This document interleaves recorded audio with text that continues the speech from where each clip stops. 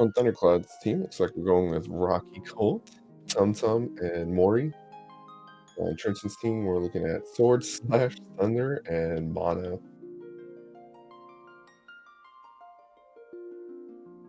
Always fun to see different names here. The game does have a set of randomly generated names you can put in. None of these are on the screen. So it's nice seeing a little bit of variety here.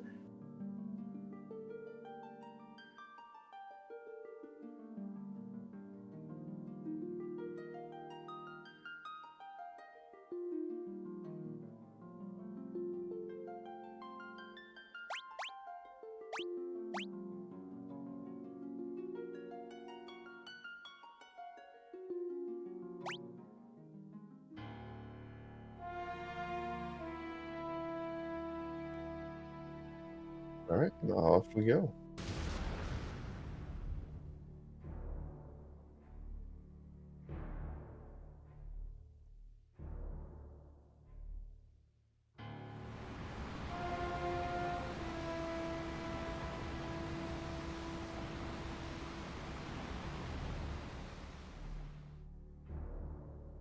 It does look like we are synced for game, but timers are 1 second off. Does not necessarily be a problem. Um,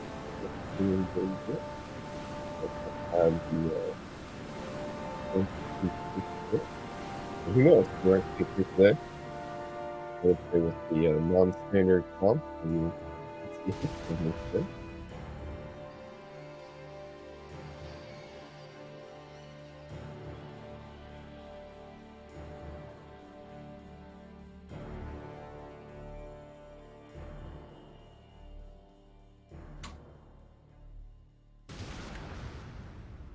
All right, so introductions. I'm Captain of the Dorks. I am in a different group from these two fine gentlemen here for this Final Fantasy One Pixel Any Percent.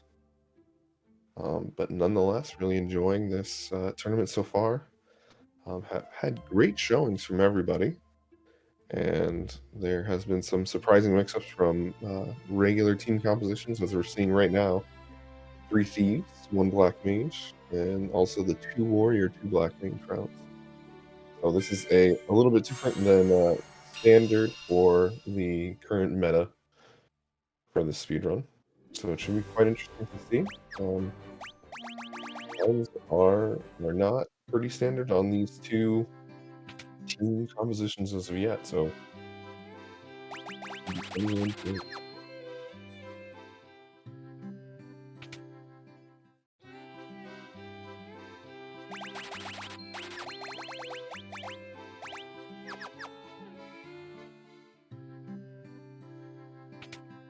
we're seeing a deviation on kill route here. We're seeing a difference between the other armor and chainmail. Chainmail is going to cost you a little more.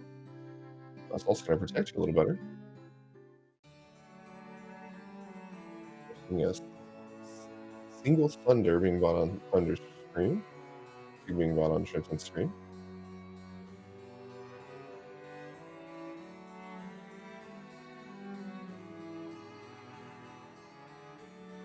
We assume Thunder must class change with this party. I imagine so. I imagine we're going to see that. I imagine we're also going to see a class change from Trinton as well. So there's a very good chance we're going to be going and grabbing that rat tail on in the game and getting those classic things.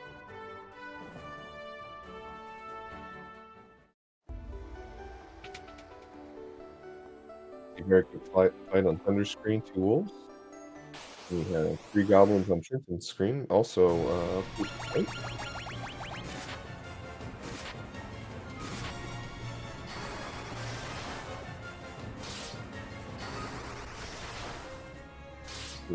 Both runners out goblin.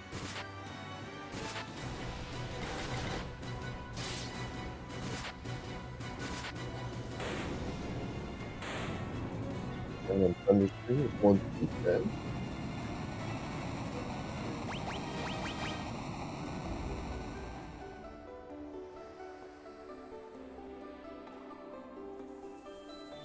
And on Trinton's screen, 21.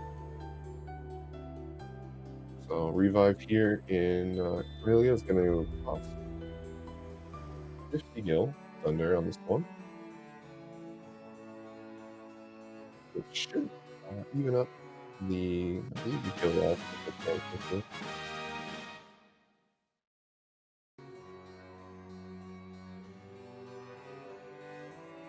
I just need the early death here. We will have some better experience share for the other three. We saw level 3 there, maybe, maybe not. Not entirely a reset reason in some cases. Let's get a little more gil reviving here. In the grand scheme of things, those few experience points are not really going to affect the end game. The only thing that's affected right now is 2 additional early deaths, possibly, that keep them targeting. Otherwise, that's pretty good.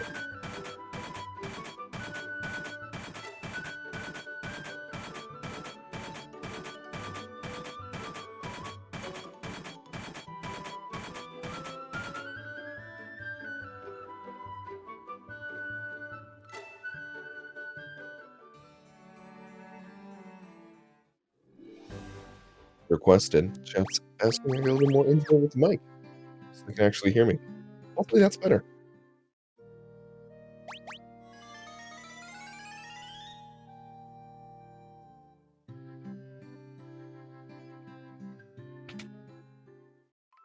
So what we should be seeing here, let's say 2 very tangible differences, are that the thieves are going to be a lot better for fleeing, the warriors are going to be a lot better for tanking damage.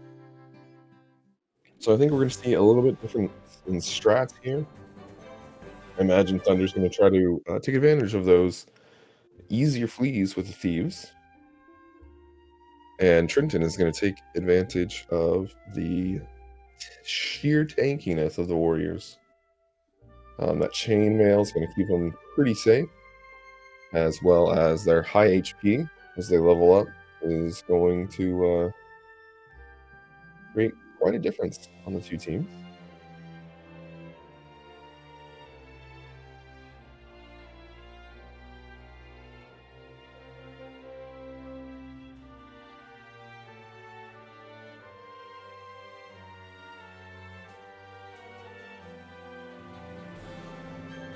But who's to say? I mean, with the standard route where we use double black mage, we have essentially a HP problem we have to try to overcome leveling to get good HP on those mages early on so they don't die.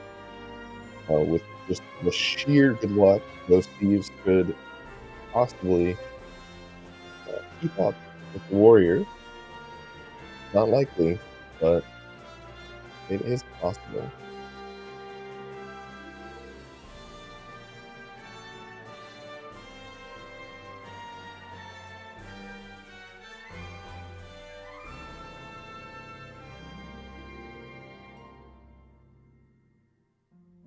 Looks like Trenton's saying he wants to cut down on early deaths with the 2 fighters.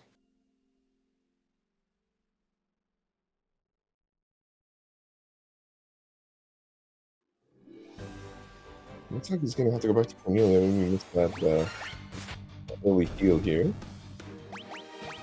Those fighters get those thunder charges back up. While Thunderclaude is hitting on Uber, or taking the first encounter, we're going to see a second one, and possibly a third. Thunder charges deep. Really? There's very good likelihood that Thunder's not going to usually win. Pretty standard for low co-op when you're using the double black mage route. Having only attacked, that extra thunder charge is going to stay safe.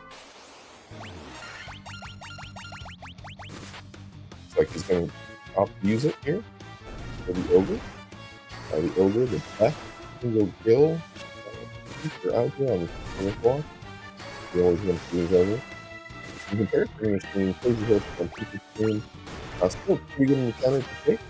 Experience wise, not really skill wise, but very scary that can hit with the play pretty easily here. Thunder taking the death on those thieves. He's going to have to go ahead and hit up the church. going to cost significantly more here. It's going to cost 100 gil, so double that of Cornelia. Going down to get not the temper, instead getting 3 scimitars as these.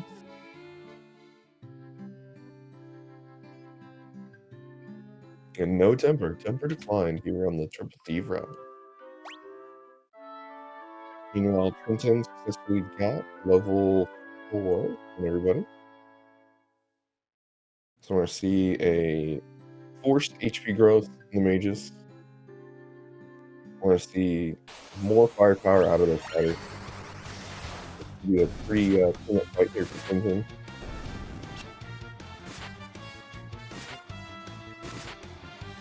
Meanwhile, Thunderclaude did get that 50 HP on the bottom mode. And that's if he got level 4. This time it's at HP up to 3 here. But he's bringing up the scimitars. Pretty clean-up fight here. Getting 10 20. Not too bad for a race scenario for a time.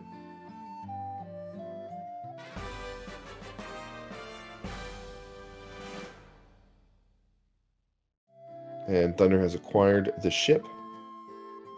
This ship will allow us to travel the world, go sightseeing, go to exotic beaches, forests, essentially becoming a citizen of the world.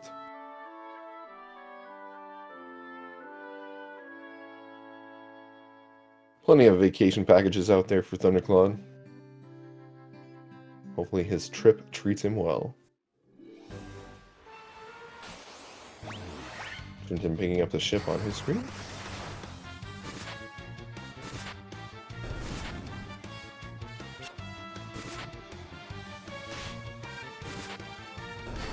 And both characters, both runners, starting their sea voyage. Their sea cruise here. We're going to see quite a few things, quite a variety of aquatic life. Mostly we're going to see the sharks and sanguines. Considering these red sanguines a lot more valuable, experience and gill-wise, to the green ones. A little bit harder to kill.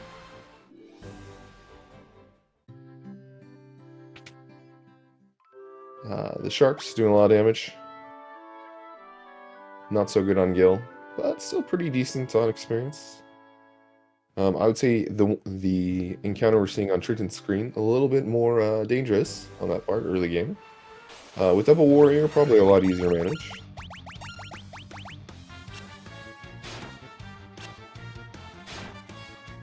We're seeing quite a variety here. We're seeing a 7 green, 2 red pack, also not a terrible one to take. Really good for Gil compared to the 3 and 1 red.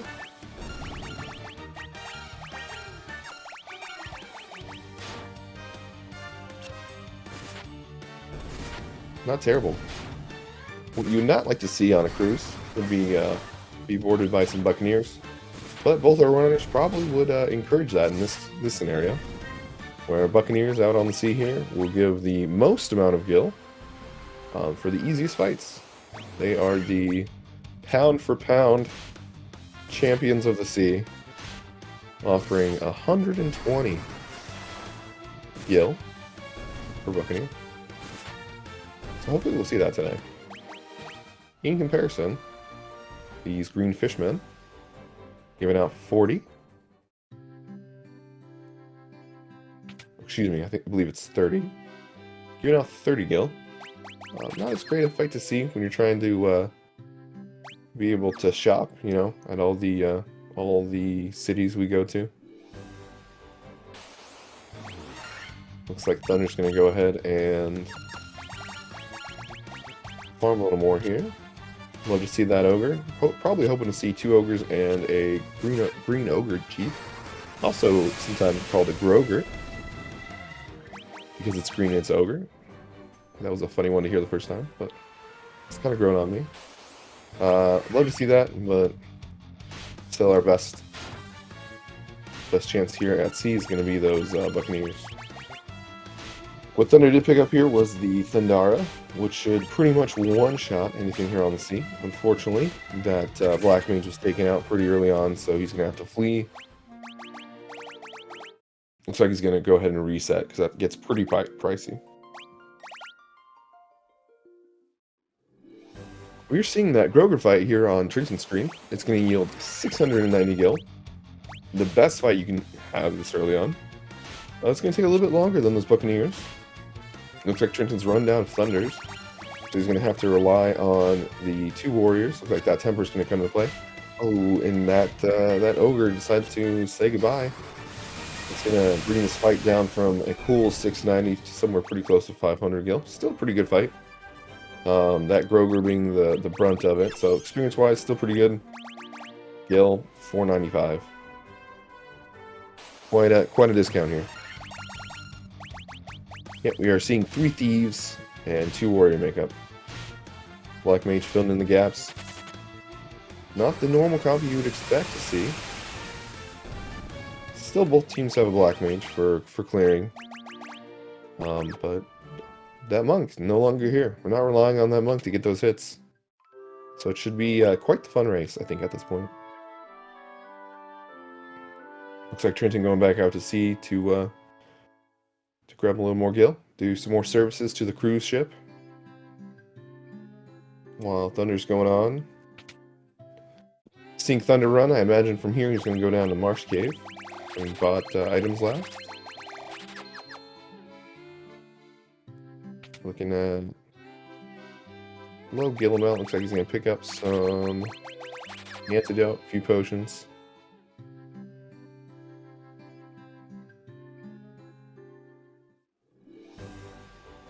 Nope, going back out to farm more. A little bit safer for a race route. Don't exactly want to go with that few items here. In a race environment, it can get pretty dicey. Both racers going to farm a little more.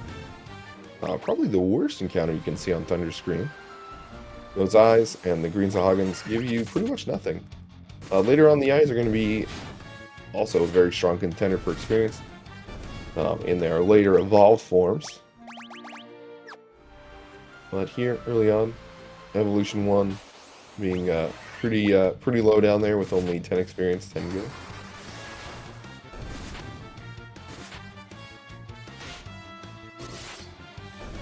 You can see that deviation on HP here pretty early. You can see the Warrior already up to 200. Thieves hitting those 150 caps.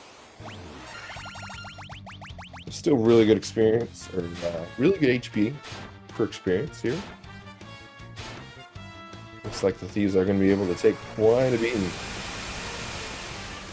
For you in chat wondering what our chances of targeting are, they're not the standard 25% per slot. Top slot has a 50% chance to be hit on any single target. Second slot, 25%, 12.5% for the last 2 boxes. If a slot is dead, then it will re-roll. So effectively, statistically wise, we're going to see the odds proportionally redistribute. I believe at that point it's going to turn into a 67%, and then the last 2 slots are going to go up to somewhere around 16%. Seeing that lovely Buccaneer fight on Trinton's screen. Only a 3-pack, so doesn't really equate too well to some of the other encounters. So a good portion of the other ones will give you somewhere around 300, maybe 400. But this 5-pack here, definitely what we want to see. 600 gil. What a beautiful fight. Quite easy with Thundara. Just one Thundara takes out the whole group. And I think this is going to be the deciding factor in getting both of our racers pretty close to synchronized here. I think Trinton still has to buy a few things. But game is still pretty neck and neck.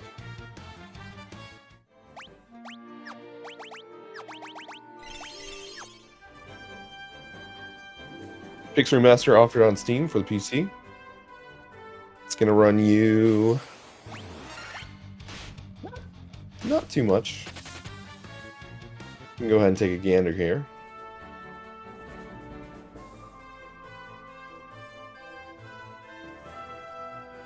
In terms of American dollars, the Final Fantasy 1 Pix Remaster looks to be about $12, sitting at $11.99. Very well priced for a Final Fantasy game compared to the others. Plenty of fun hours, very easy to pick up. If you are interested, there are guides at speedrun.com, variety of them, different routes. I don't believe either one of these routes on screen are currently up there. But there are plenty of different routes in there for learning the run, or just getting a better understanding of the game as a whole. Always an option. Here we're seeing Thunderclaude, already in Marsh Cave. Floor number 2. Seeing the superiority of the flee from those thieves. Lovely to see.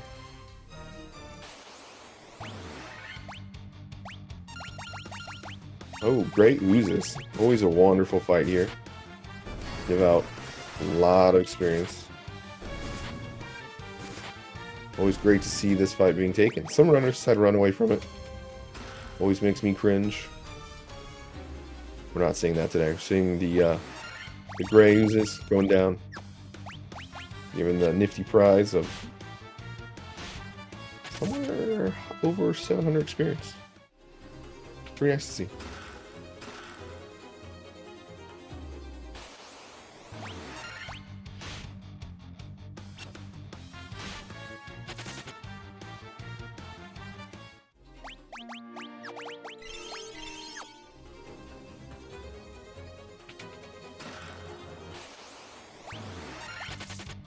Here in Marsh Cave, got a few pickups we can get.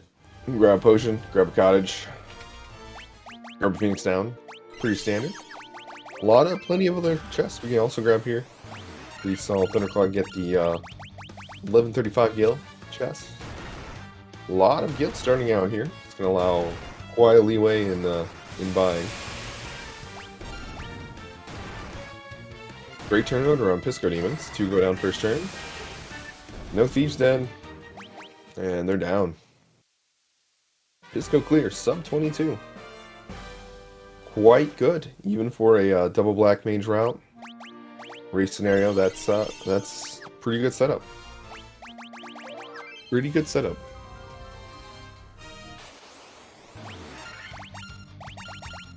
A lot of different encounters you can choose to take here in the cave. We're seeing this one here taken by Thunderclaude. Pretty much just that blue guy and the red guy here are going to be those high experience yield, high gil yield kind of guys. Bloodbones in particular are going to be the highest. Look at that, 600 gil, 600 experience. Oh my. Love to see it. Thunderclaude being spoiled with another setup similar to that. Choosing to decline.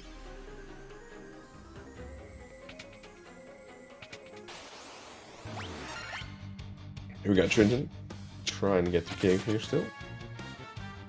Quite a few encounters that could be very deadly here. You can see those gargoyles. Even the green slime's not going to do much damage to you. But we'll apply that poison effect, similar to those scorpions. Don't want to see that. We have a limited number of antidotes coming down here. Run out of antidotes. Somebody gets poisoned. The walk back up is pretty much going to leave them at 1 HP. Any random encounter can take them out. Very good turn order here for Pisco Demons on Trinton's screen. First turn clear, nobody dead. Always best case scenario. Pisco Demons giving out quite a bit of gil, quite a bit of experience. Always lovely to have everybody alive here.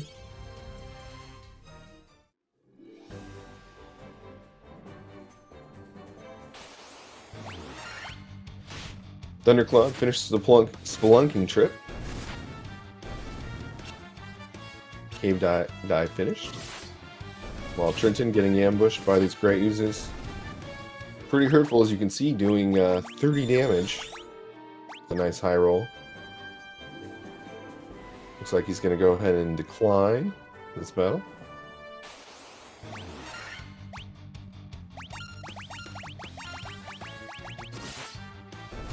Got Thunderclaude with another ogre encounter.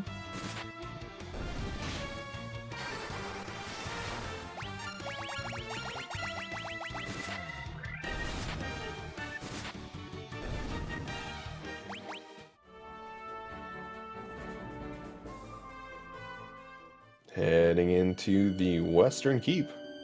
Western Keep pretty much abandoned here at this point. You see another character change. Changing up who's getting targeted. Switching around those thieves, deciding who decides to be targeted more. Interesting strat to take in.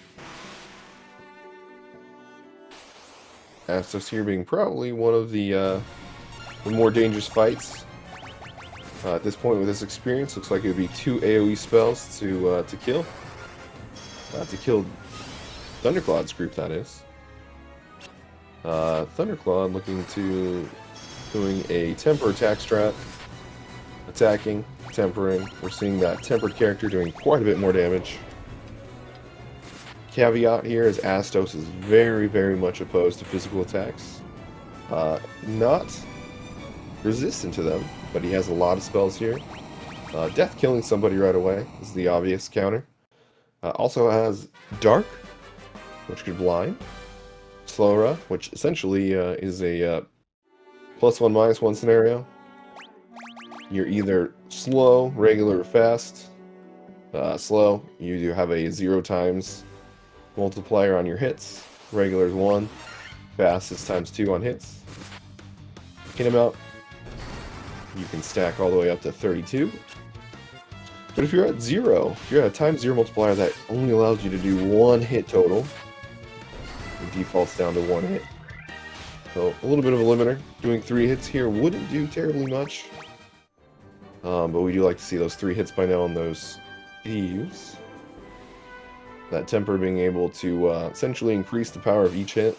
With 3 hits, you're going to do 3 times more. So being slowed in that scenario really is going to limit you. Seeing that AoE spell on Trinton's screen. Nice low roll. It's like 67 on that bottom mage. You want to temper up those warriors. And the second AoE spell, hate to see that. Got 1 warrior left, being slowed. Astos hasten himself. Another Slowra. Slowras do not stack, so that's a waste of attack. But with that physical attack, Trinton here is going to have to reset. Meanwhile, we have Thunderclaude here heading back. Looking to pick up... what was that? Blazara. Ooh, that's an interesting one. Blazara on the mage. With not 2 mages. Early game, a little more expensive. Late game, only have to pick up 1 version of each spell. Could get pretty interesting.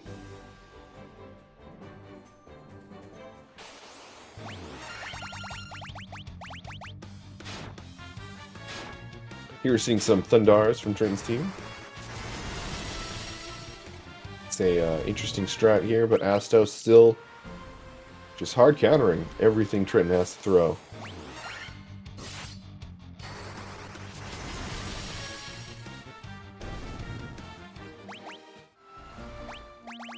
The luck stat here in this game is what dictates flee attempts.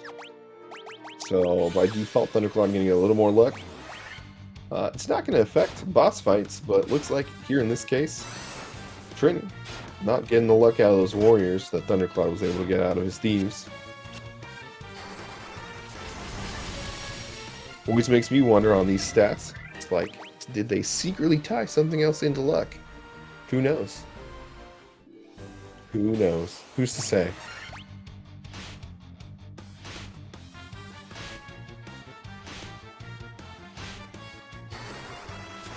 Thunderclaude continuing his cruise around the world. Our next stop here, nice dock, still a nice forest. We're gonna go ahead and return an eye, magical eye.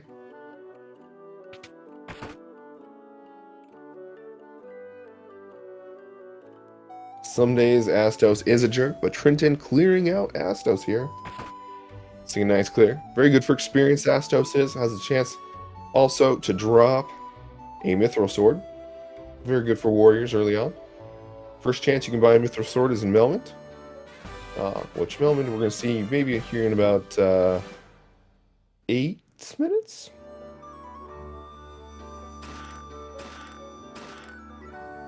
So for the entire sea encounter, we could have a nice Mythro Sword. Also not buy one. It's very nice to sell if you don't need it. But with double warriors, that would also be a very welcome sight. Eve down on Thunderclaude's team.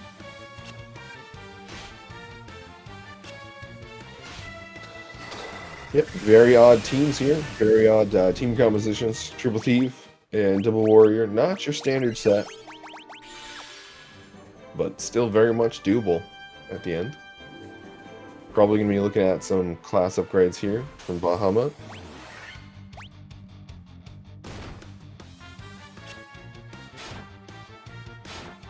Seeing a nice refund on goods here on Trinton's screen. Going ahead and getting that 5 Buccaneer encounter. Getting a lot of early gil here.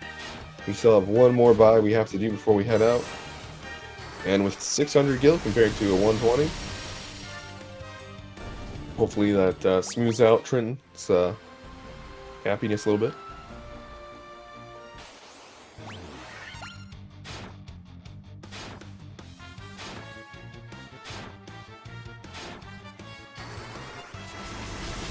But nonetheless, we're continuing our cruise around the world, our travel, our sightseeing, being world citizens and all.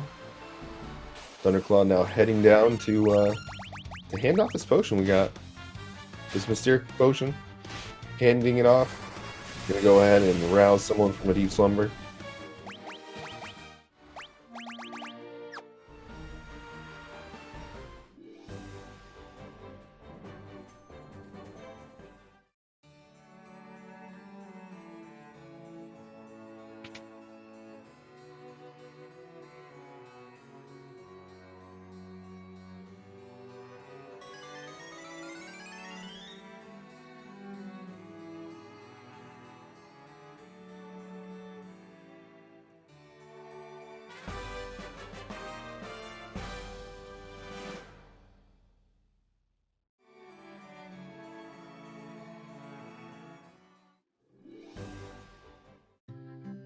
Here we are getting a Mystic Key.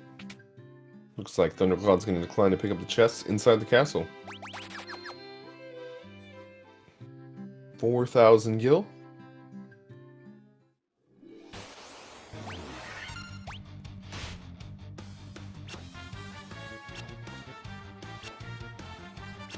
Thunderclaude's sitting pretty nice on gil so far. We have more chests we can pick up here. These aren't quite the best chests to pick up, but still can give you some nice early game gil. Looks like he's going to go ahead and go back, pick him up. Not sure if he's listening to this broadcaster, but if he is, good luck. I know Trinton is. For those just tuning in, we have two, what I would consider titans of the game. Thunderclaude being very pixel remaster heavy. Trinton having a more traditional background. Both very knowledgeable, as you can see, as they choose to take a non-standard team composition for this race.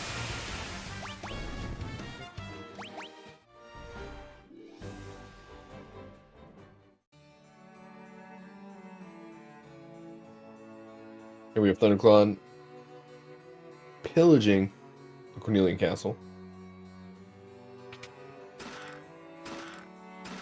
You can see some good pickups here. Can be very useful for selling and buying what we want.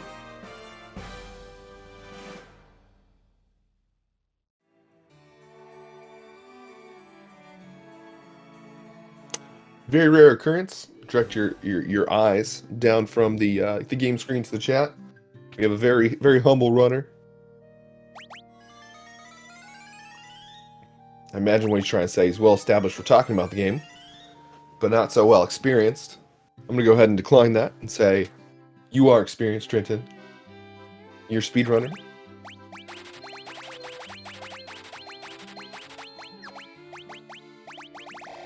The famous Cornelius cell down here. Looks like we're going to get almost 10,000 gil on Thunderclaude's stream. He's going to be able to buy all the toys he wants.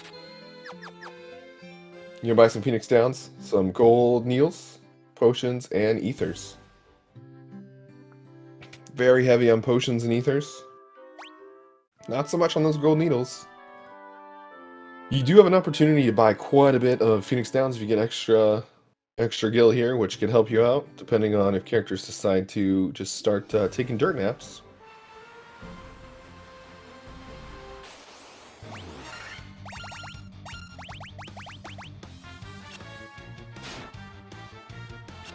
Trinton heading up to clean up on the pillaging activities. What we also picked up was a great big bag of fertilizer we're going to hand off to our friends here in Dwarf Cave. They're going to make this tiny hole in this inner sea, allowing us to get out and travel the world to become real world citizens. Previously, we were limited to the ports in this inner sea, but we're like, heck, we have this ship. We want to see what's out there.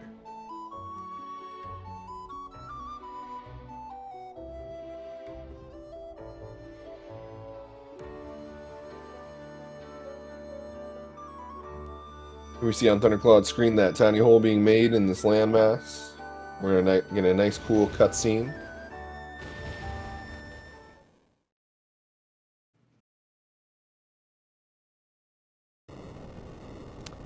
Great talk about how the Russian-Alaska land bridge was broken many years ago. Fun fact, by a stick of dynamite here today on our screen. No longer can we walk from continent to continent.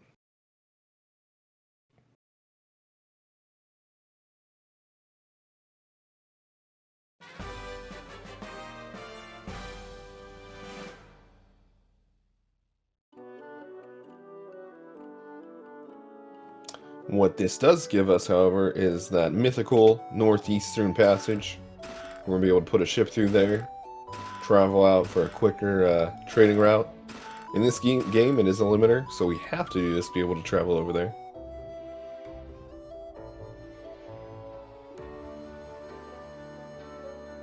Having pillaged Dwarf Cave, we're going to see Thunderclaude leave here and head out on the northwestern passage.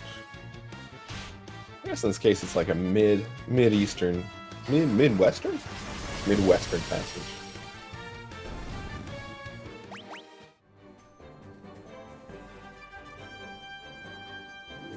Seeing a nice, lovely high five here for runners. Trinton getting another nice encounter. Not the best at this point, offering only 400 gil, but it's still lovely to see. Still better than other encounters you can get here. While Thunderclaude heading over through that passageway we just created, heading over to Melman.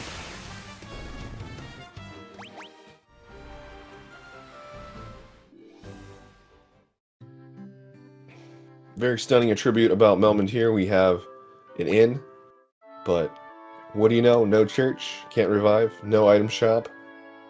So whatever we bought coming over here is what we're going to have for the next 20 minutes.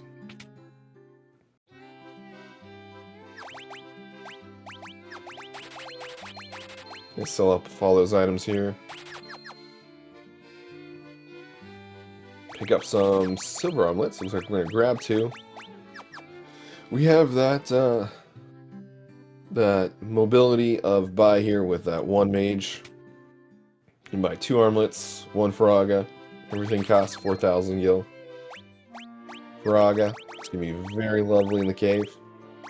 Not only is it a fire spell, so anything undead is going to take more damage, but it's also a level 5 spell. So just by the sheer magnitude of magical firepower, it's going to wash aside most encounters that we see.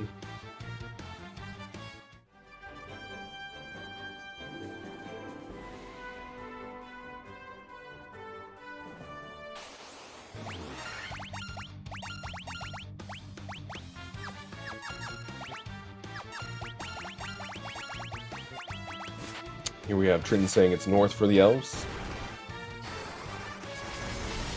we're going to go ahead and turn this into a Santa Claus reference. But I don't think we head up to the North Pole at any time in this route. Heck, I don't even think it's on our map. So, no Christmas here for us. But we do have plenty of birthdays. Thunderclaude heading down into Earth Cave. Got a nice cave dive here. Hopefully he's brought all the equipment he needs. Unfortunately, no escape ropes. So, the further down we go, the further up we do have to come back up.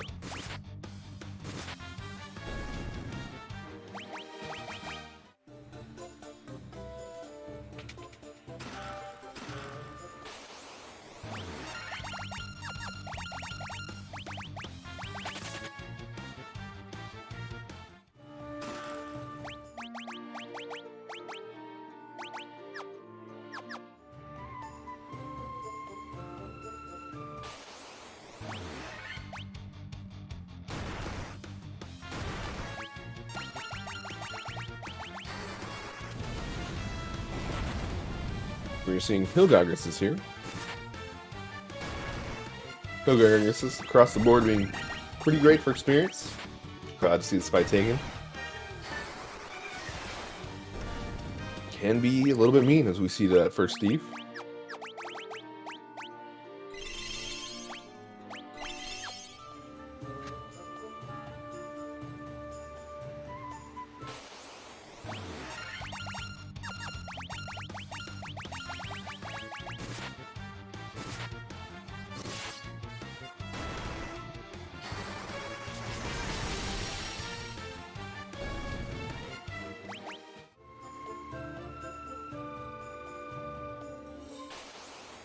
We're going to take 2 separate trips on this trip. Kind of that Mount Everest kind of vibe. Grabbing a base camp, heading back up. Mount Everest, you'd head back down. But yeah, we're going to head back up. But first, we have to finish heading down here. 3 floors to accomplish our goal.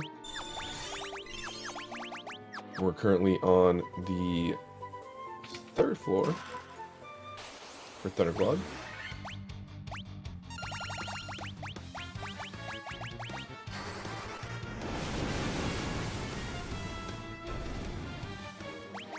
Few pickups on this floor. We got that 3400 gil. There was the coral sword on the previous floor. And what we're hoping to see here, I imagine still in this route, is a set of cockatrices. Cockatrices being able to petrify our party. Petrification being pretty much the cornerstone of any good Pixel Remaster route. Can allow a few slots to be petrified. They can still be targeted. With petrification, nothing can hurt you. Still get experience, can't make a move. And here we see those cockatrices.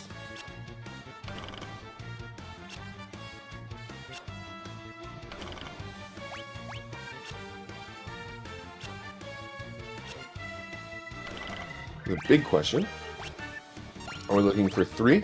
Well, looks like we're looking for only 2 petrifications.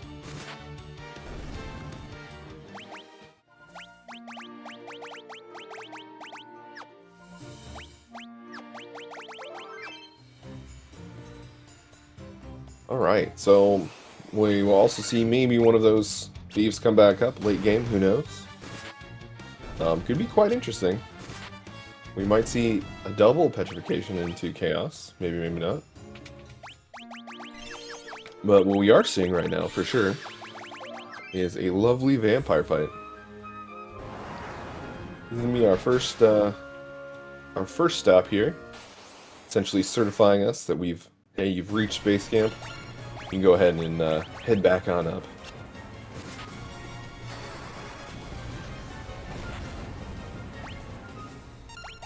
I'm not quite going to do it with that 30 from that attack.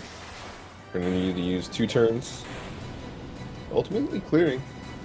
We're going to get a nice golden ticket called the Star Ruby out of this. We're going to be able to trade it for other cool items in this region.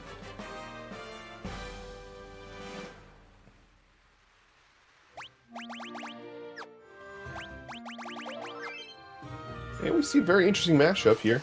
The mage goes to slot 3, fighter being in the bottom slot.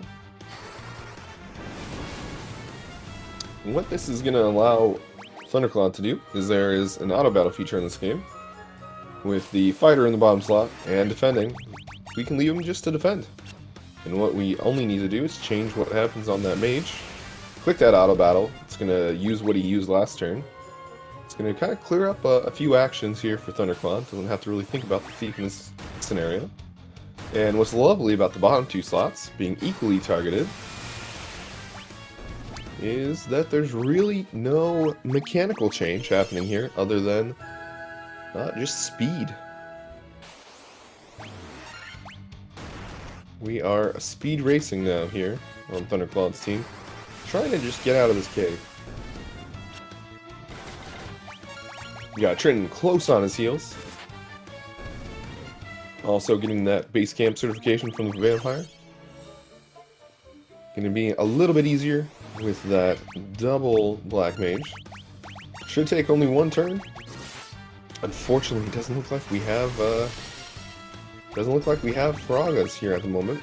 So it looks like we're going to go for a temper haste scenario. Vampire seeing straight through this disguise. Going to be stun locking that 3rd mage, so that temper straight out. But too much to deal with here. Goes down pretty quick. Turn 2.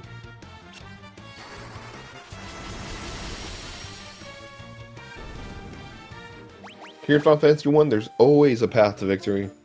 It just is a question if you can see it. And I think that's what both of our runners are proving today. Saying we don't need a monk. We can still beat this game with a very, very audible time. Alright, both runners having got that base camp certification, picked up that star ruby. Gonna head back on up. Take a breather. Get a few more items. Come back down to make the full dive to floor 5.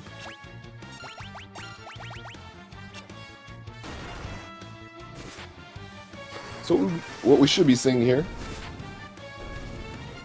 are choices being made on what encounters to take. Some encounters being a lot better than others. Some encounters we can take, but we don't want it. So we're going to see fleas versus Faragas, if you want to give it a little bit of alliteration.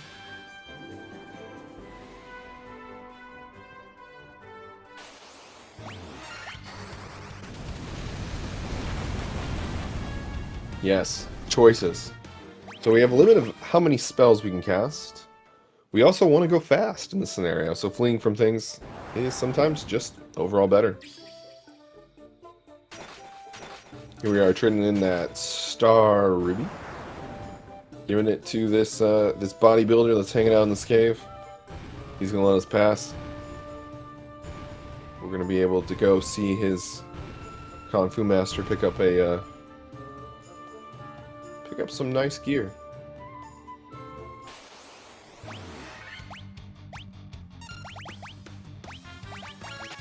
And here we have another lovely golden ticket scenario. Looks like Thunderclaude is going to decline it. Wow. If you don't know, Lesser Tigers have a chance to drop an X potion. Lovely to see. Could save you a trip. But Thunderclaude saying no. Saying no, Lesser Tigers, not today. You can't fool me. The odds are very low. So the odds of seeing it are quite a bit lower than actually seeing it.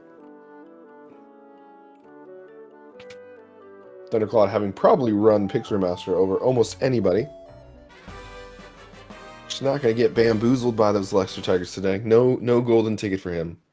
But he is going to pick up this Earth Rod from this weird dude chilling in this cave. Believe it or not, this Earth Rod is the ticket to get past floor 3 here in Earth Cave.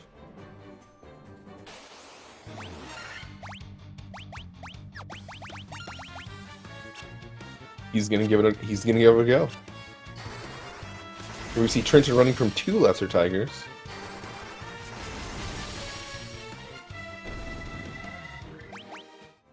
No X potion. Only heartache. Not a great fight for Gil. Not a great fight for experience.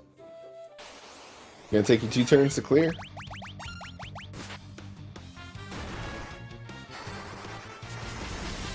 So we get the catfish scenario. No X potion for Thunderclaude. What a shame.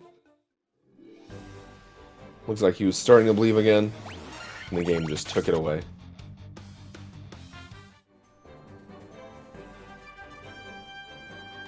Yep, not sure how Trinton's faring. Not sure if we're out of Phoenix Downs. We want to save Phoenix Downs or just whatever. We don't necessarily need that fighter up at this moment. You switch the other fighter to the first slot. So could be leaving it down, giving more experience to those black mages, as the warriors will be petrified soon. They'll be taking all the experience. So getting a better bang for your buck for encounters.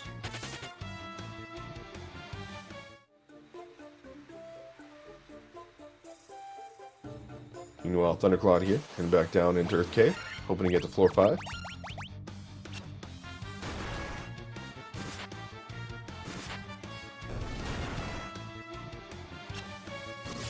Single Lesser Tiger fight on Trinton's screen.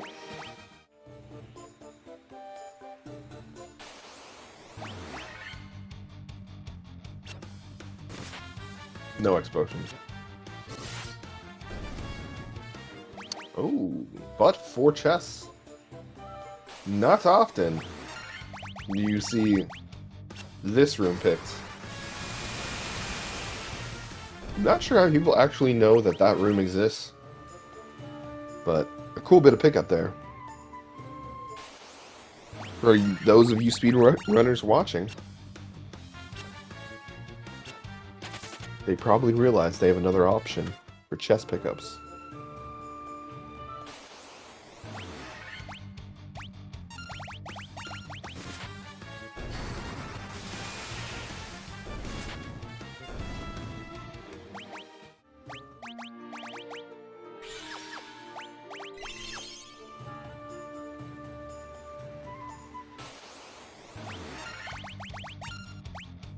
On screen, we're seeing a lovely encounter with the natives. Sadly saying, sit down. Stay a while. Be our food. We're going to see a quick cannibalization here on Trinton's screen. The famous undead stunlock of death. Or group of death, if you will.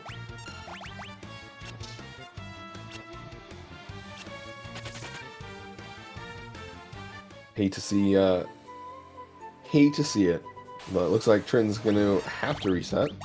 I don't think he has any other option here, as we have 9 attacks per attempt. I think it's a 25% chance to get out of this. But with turn order, it's not going to happen. Lovely thing we have here in Remaster is a autosave. Every room change, so every time we step through a set of stairs, it's going to autosave for us. Give us a free save state that we can relive from. Gone are the days of saving. However, we do save before bosses, as there is no room change before bosses. They're usually at the end of a floor, so we don't want to run back through it. So we still have a few quick saves we're going to see. But overall, not a lot of saves you need to do compared to a conventional, say for example, a PlayStation version, or NES, where saving is pretty much your only option to not have to completely restart the game if you choose not to save at all. Trinton visiting the weird dude in the cave. Gonna be heading back up and heading back down.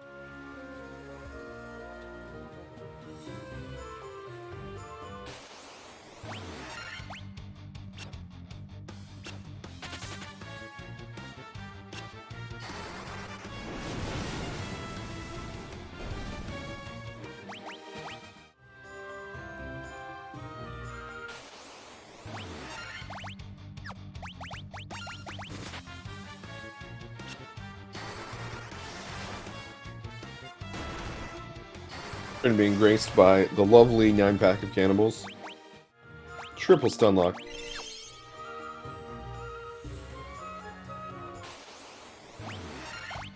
Still hoping here, probably, for a unpetrification. At this point, I would just choose to Alt F4. 3 damage on that top warrior. At max health, it's going to take over 90 hits. Spending 1 hit per attack. It's going to be a good minute and a half.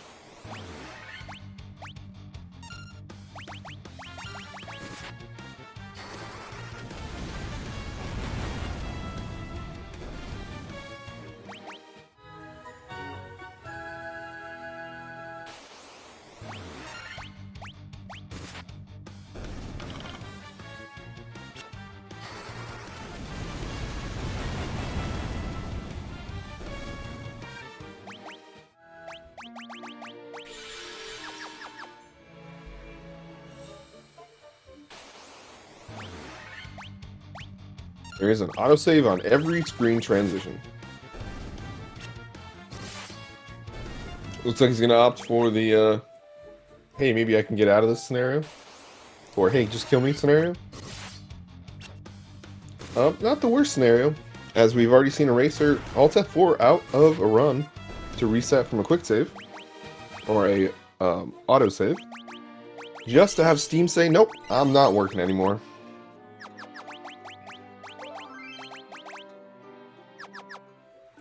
So, at the very least, we're not risking that scenario. As that warrior finally going down. That's unfortunate.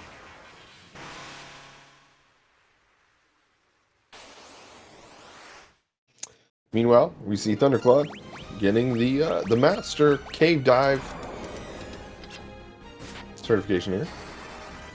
Against Lich 1.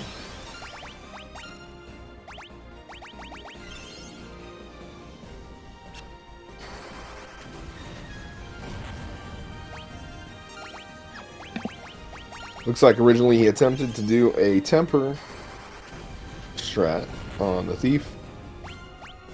Lich not having it, immediately slowing the party.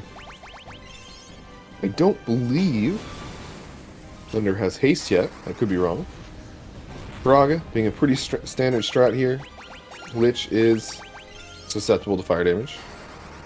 6 Viragas. We also have Fires here. Fires will fill in the gap. Should be able to finish up here quite nicely.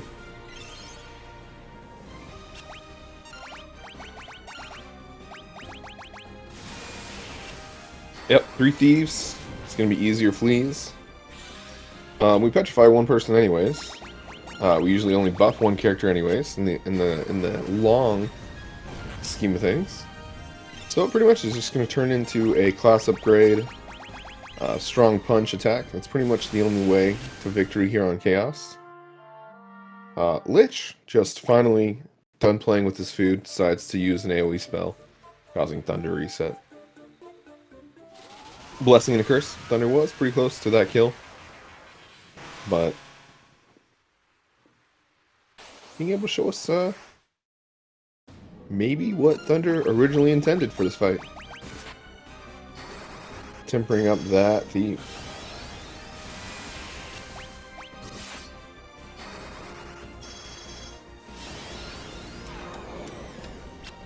Single slow on the top black mage. Love to see it. Doing 400 damage on that thief, getting up there, ramping up. Much better than Firaga attack. Few more extra turns. No, far less spell animations. I would say that is pretty much as quick as clear as 6 Firagas. Down goes Lich 1, sub 1 hour for the 3 Thieves route. Quite a lovely start to Thunderclaude's run.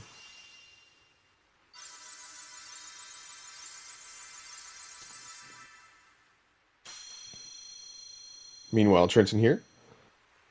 Gonna go get that Master Cave Diving certification. Getting on in to pick up that tile that we couldn't pick up without this staff. Fighter's still dead.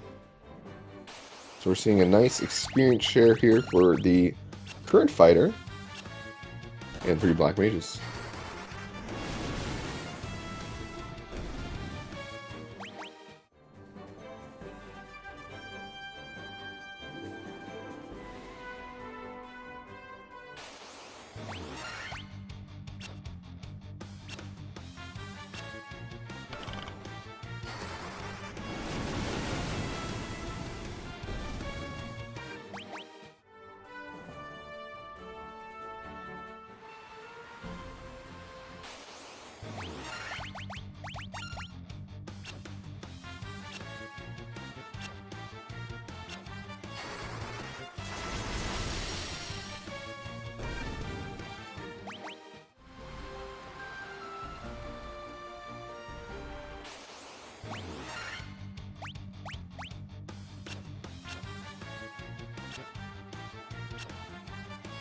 Yep, so in our end game, we're going to see mostly just regular attacks.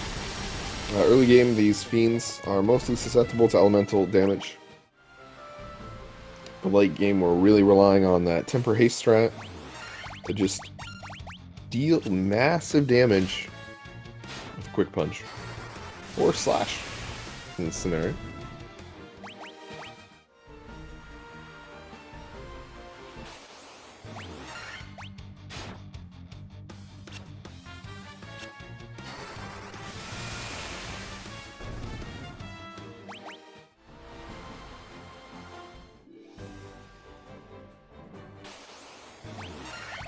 Trinton's happy about that one, able to get out of a stun lock situation and head on into floor 4. Floor 4 going to be our last chance here to petrify. Cockroach does not appear on floor 5. So last chance here in Marsh Cave. After this, there is still a chance to pick up some cockroaches for that petrification.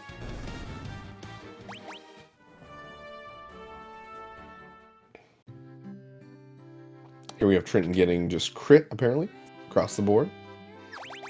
Crits we're hoping to see on our screen, not the enemy screen. They actually changed up the crit animation recently, where it does a flash across the whole screen. So anytime you hear a distinctive, louder sound when getting punched in the face, as well as a quick flash of light, that is when a crit happens in this game. You'll usually notice a company with a higher amount of damage being done to somebody than usual.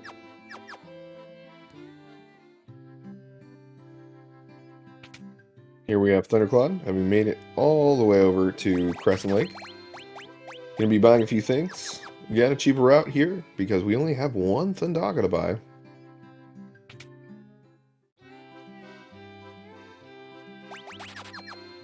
And Pisco Demon's given the big hurt to Trin. Gonna have to reload from safe state. Pisco's still being pretty nasty compared to beginning game. They can eat you up if you're not careful. Another variation here, these trolls. Just trolling Trinton. Taking out his mages. We're probably going to be looking at a reset again here. Looks like he's going to choose to flee instead of die. I enjoy that choice, as the warrior is pretty tanky by this point, as you saw, only taking 1 to 3 damage, except for when a crit happens.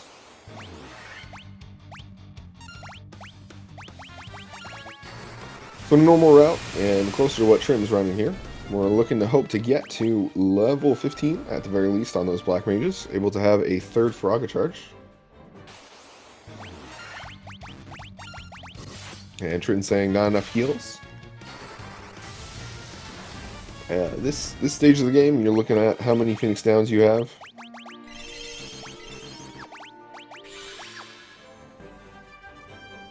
Trinton going to have to reset, unfortunately, once again. Meanwhile, Thunderclaude heading up to the river to go to Ice Cavern. We were talking about the North Pole a little bit earlier. This is going to be the closest we're going to get to the North Pole with this lovely ice cave.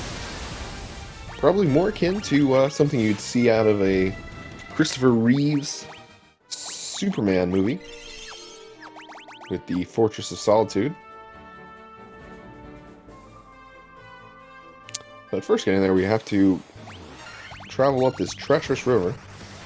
A lot of things that can that go bump in the night here can hit pretty hard. Ochu, not really one of them. So not a bad fight. The scarier one's going to be White Croc. Going to be that Neo Ochu. This fight here with the Scorpions can be a little bit bad. But with the first 2 slots soaking up 75% of the single targets, not too much of an issue.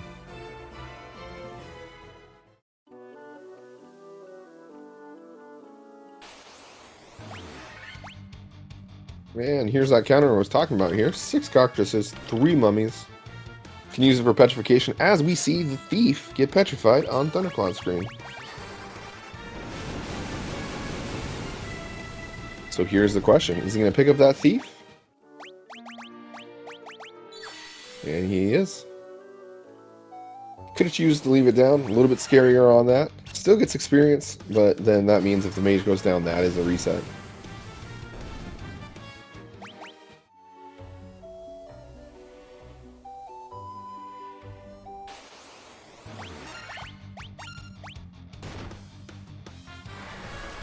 One of the scary encounters we're seeing here on Thunderclaude's screen, the double White Dragon. If they choose to decide to do that double Ice Storm, that could be well over 200 damage.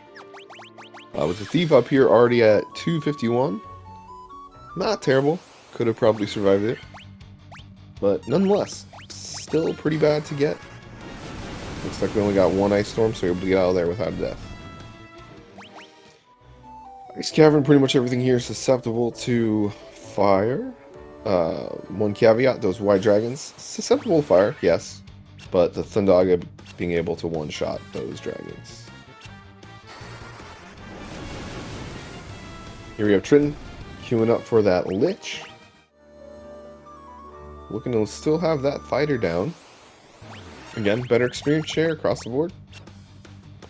Don't really need it up at this point.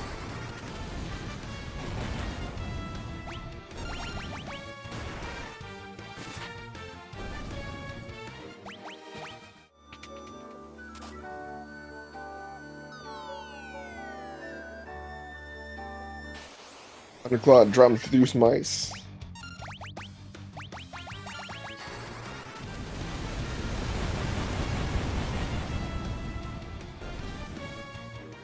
Oh, Trinton, we're on to you.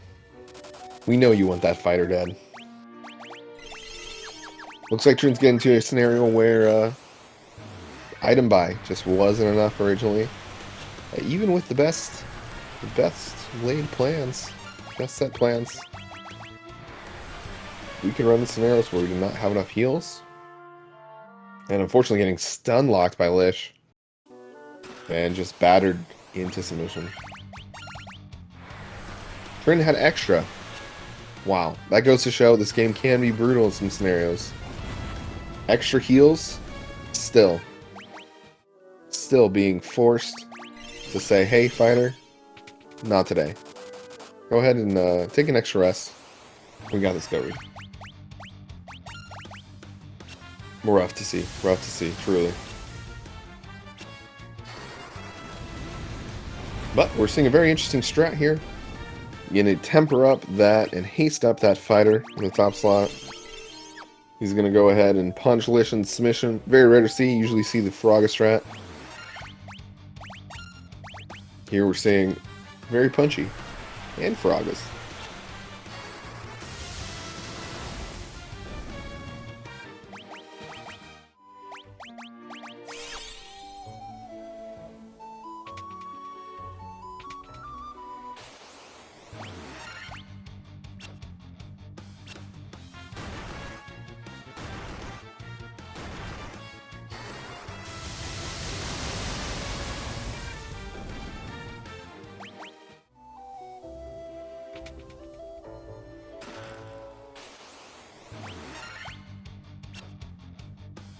Lich trying everything in his power but side kill to keep Trinton down, but nope, we see Lich 1 going down on Trinton's screen.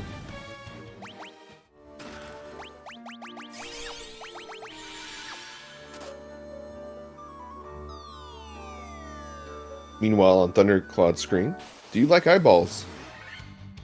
So here we have the infamous Evil Eye. Going down in one spell charge. Handed out this lovely floating stone. Wow. I wonder what we are going to do with this. Does anyone in chat have a guess what we're going to do with this Levy Stone? What are we looking for here today?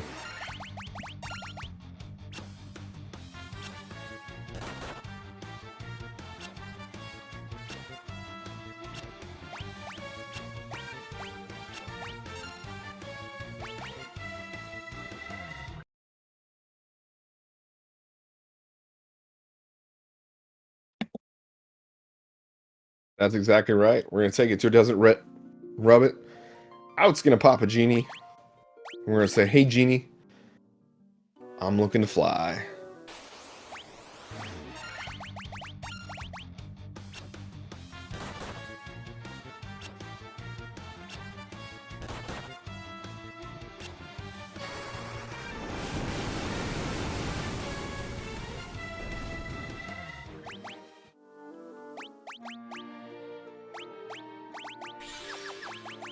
And here we have a similar safety strat here. Gonna get a nice silver glove. Looks like we have some copper armlets. Yeah, the copper armlet, silver armlet. Gonna be able to tank a few extra points of damage here on both of Trinton's black mages.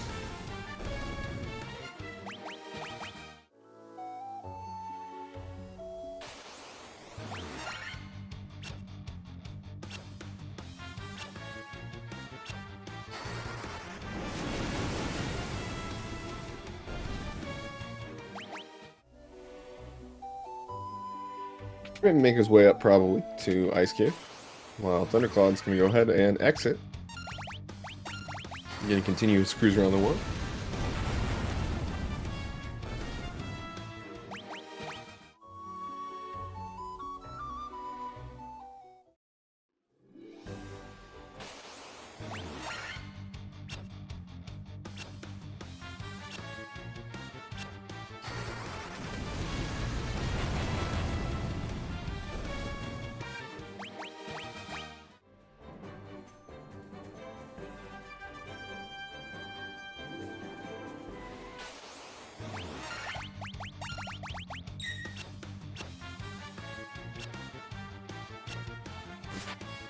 By now, Thunderclaude getting that wildlife certification, keeping the riverways safe for any future travelers.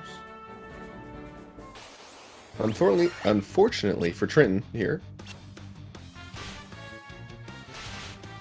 two separate timelines. So, Thunderclaude clearing the riverways for future travelers.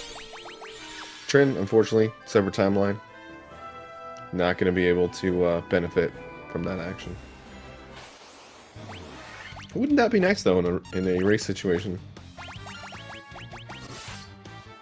Nice free waterway. Said Trinton here, heading also into Crescent Lake. We're going to be picking up some Thundagas. We're going to be picking up some extra items. A good rest of the stint of our journey. Looks like able to buy one Thundaga. Not selling anything and moving on. Thundaga not entirely needed. So I see the choice. Later on, Blizzagas are usually bought. Some runners decide to only choose to buy one. Still a very valid option. Trinton going to use the power of a top exit to pop back into here, get a quick teleport down to the bottom of the village. Do the item buy.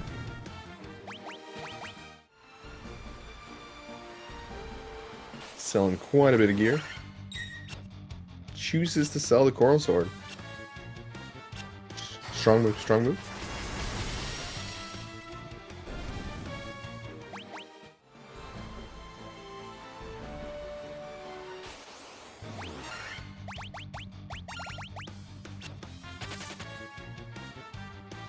Meanwhile, Thunderclaude, what is he doing?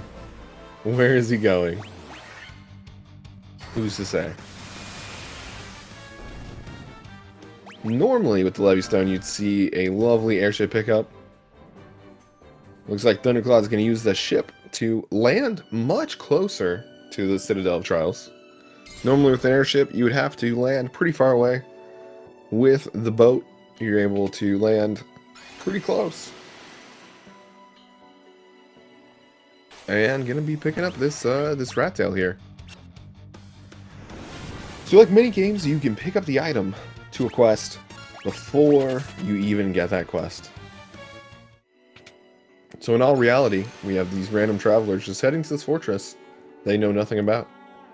Traveling these floors, gonna pick up a rat tail, head over to Bahamut, saying, "Hey Bahamut, what's up?" He's gonna say, "Hey, I have this quest for you," and you're like, "Wait, I already did that."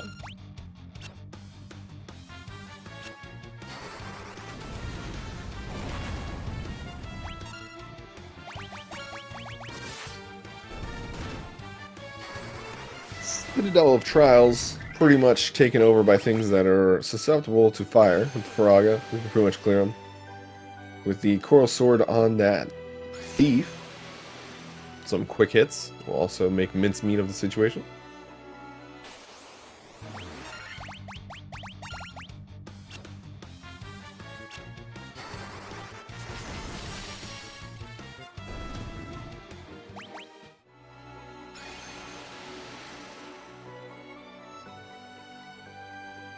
So, for these teleporters, you pick the wrong teleport, you get teleported back a few rooms, lose some progress. So it's very important we pick the correct ones, or else we're going to have more encounters and spend more time here.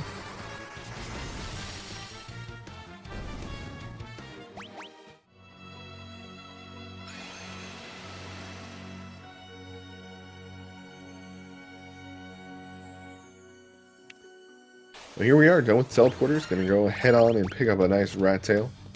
A few chests you can pick up here in the Citadel.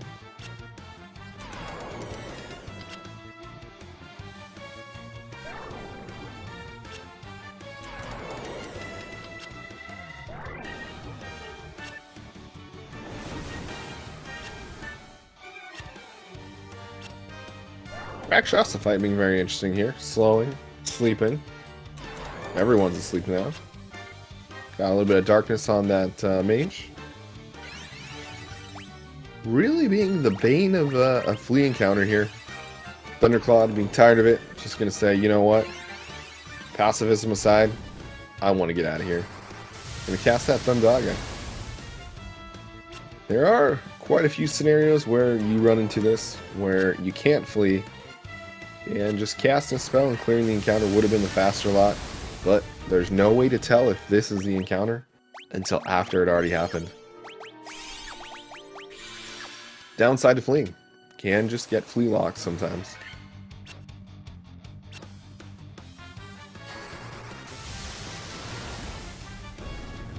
Meanwhile, Trinton clearing the riverways for future travelers.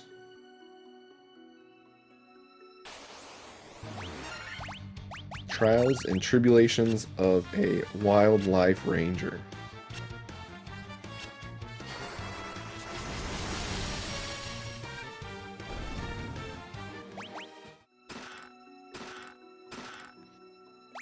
You can get some nifty pickups here. You're going to get that ruby armlet.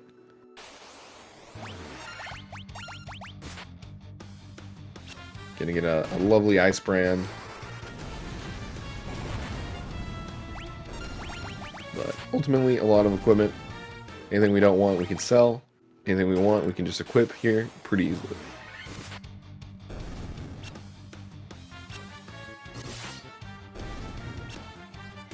And we're seeing the plus side to having up a physical attack character. Being able to take down those clay golems with those attacks. One swipe per. Usually you need 2 spells. But really great for some early experience.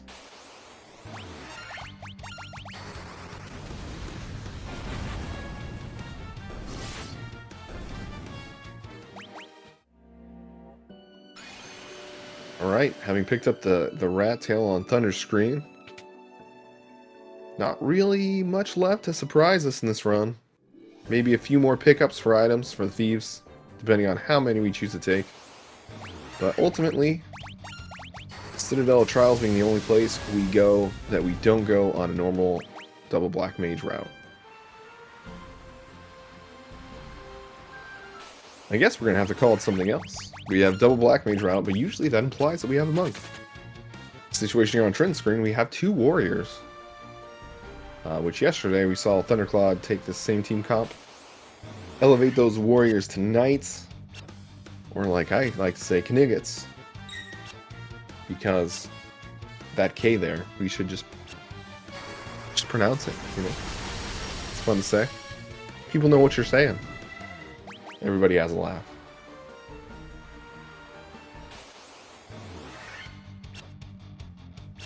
Alright. What is next for these adventurers? If I were a betting man, I would say airship.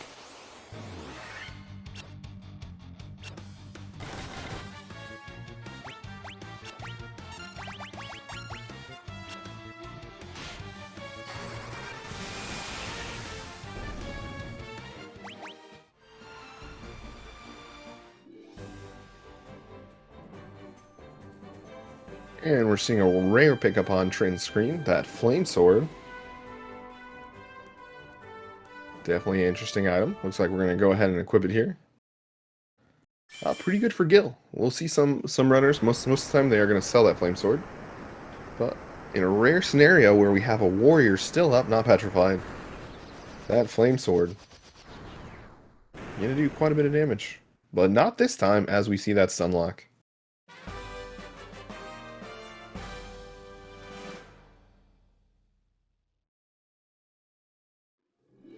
Ethereal Hope. Hello. Good morning or afternoon, depending on where you are in the world.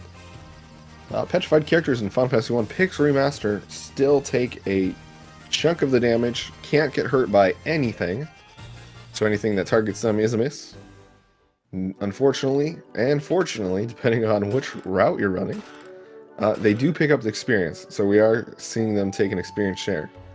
Compared to the Perished Warrior on Trinton's screen, can't be targeted, can't grab experience. So Petrification in Final Fantasy 1 Pix Remaster still gets basically treated like a cardboard cutout, still collecting a paycheck.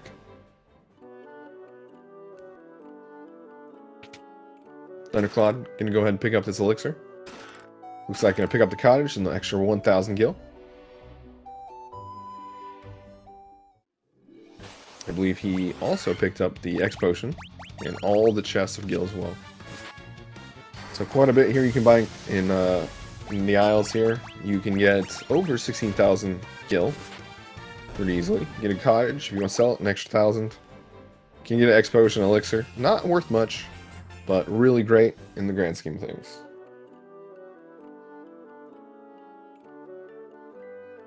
And the very rare isle encounter. You don't see it much. You usually see for the X potion, maybe the elixir.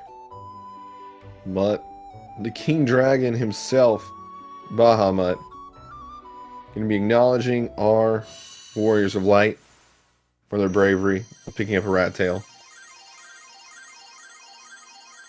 We're going to see some nice class changes here. Got some thieves, got a black wizard. No more black mage. This is now the black wizard triple ninja route. Whoa. Yep, Trinton, pretty close if he skips tail, but I don't know if he has that option here.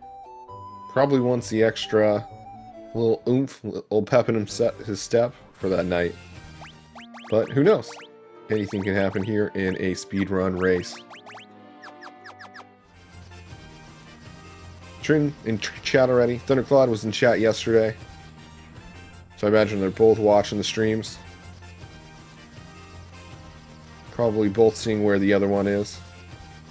We could see any number of race deviation, depending on how close each runner is to each other. Trinton picking up the Levy Stone. Gonna go ahead and get that Genie Wish in the desert. Gonna get an airship.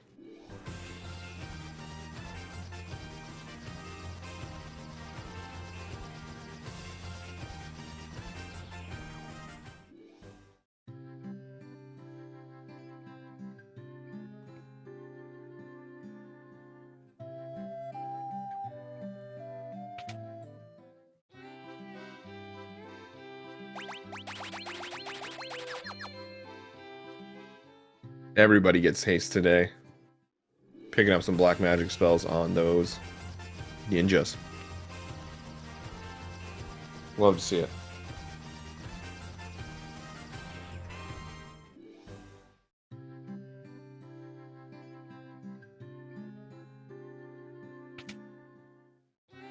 Friend GL, Master of Deception, trying to throw us off his scent. Telling us he does no idea what he's doing. We see right through that.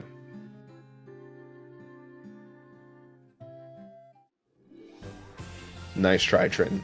Nice try. Fighter's supposed to be statued.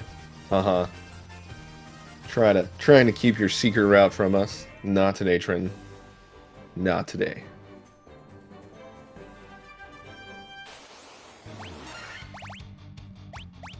Thunderclaude. Heading to the other river situation here. Gonna go ahead and clear it. Make it safe for travelers.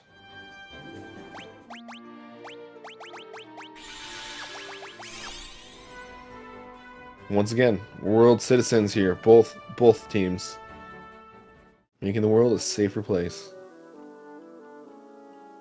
Headed into waterfall. Once again, back into the caves. We are now a master cave diver. So I'm going to be able to ease right through this cave. A few encounters we might want to take, such as this one with the King Mummy. But ultimately, looking for that prize. Looking for that golden ticket. At the end of the tunnel.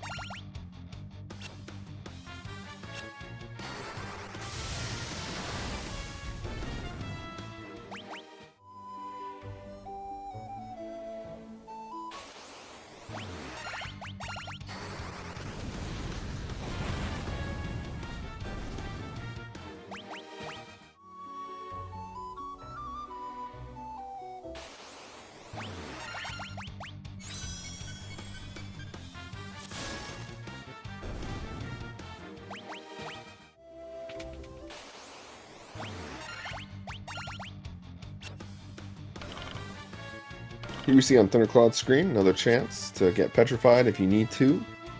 Once again, our petrification attempts later on in the game are mixed with a few things that could be a little bit deadly or just deal damage overall. That King Mummy, 2 mummies, and Pyralisks. Since it is a force encounter, because it is a trap tile essentially, we know that it's coming, so we can take it. It's something that Trinton can choose to take to petrify that top warrior. Show you. For Chaos strats, usually we have 1 petrified character in the top slot to soak up damage. Chaos having a 40% chance to use a regular attack, and with 50% chance to target that first slot. And that means 1 in 5 of Chaos's choose attacks is going to be a normal physical attacks at top slot. So always a good choice to have that top slot petrified. Heck, even with 20% chance of doing that, you could see some Chaos attempts where only that top slot gets just smacked by Chaos. So it's a very real strategy. It can happen. You can have a beautiful Chaos at the end of the game where just physical attack to a petrified statue. Without the petrified statue, something that can't happen. It can take 1, maybe 2 turns. Alright. For all of you Fairy in a Bottle fans, Thunderclaude screen. Another mysterious man in a mysterious place, just chilling in this desert. Has a bottled fairy. Also has a few other things. You can see some speed drinks. You can see some Giant's tonics. Looks like a few protect drinks as well. Giant's tonics giving 200 HP to your max HP. Not filling in any HP in there, so you still have to heal that max HP. Protect drinks, adding some protection. Speed drinks, adding some extra hits. Gonna be very cool for the late game. And hello, Nikki. We have 2 masters of the route. Thunderclaude and Trinton GL. We have a lovely 3 Thief route from Thunderclaude and a 2 Warrior route from Trinton.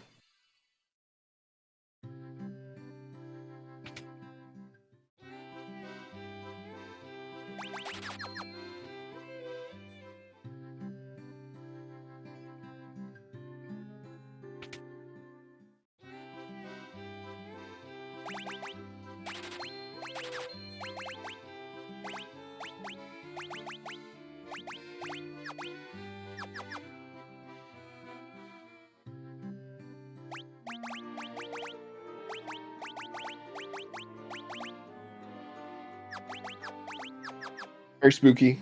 Unfortunately, Halloween is already over. So it's just the reality we have to live in here. Trinton going ahead and picking up that X Potion on Elixir. Having gotten no Lesser Tiger X Potion drops. Pretty much a staple of any route. We want as many full heals as we can going into the last fight of the game. You gotta pick them up early though.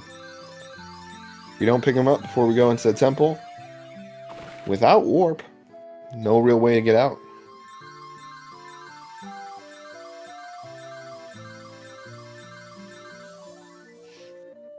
Yes, exactly. So standard meta here in the game is going to be a warrior to tank early damage, end up being petrified for the majority of the game, if not all of it, once he gets petrified. Monk to do a lot of hits, going to be our main damage dealer on all the end, because pretty much we use a buffed monk to do Boku bucks of damage, and 2 black mages to be able to clear out mid-game with their quick AoE spells. But we're going to see a few deviations here. We've already seen the start of deviation routes with Shane Zell doing 2 red mage. Thunderclaude yesterday doing the team composition Trinton's doing. Today choosing 3 thieves. Thunderclaude, if you look at those, if you look at speedrunner board, 8 minutes ahead of any other American competitor here in this race. So 8 minute time. So choosing a fun route with the 3 thieves. Still a route you can choose. 1 black mage.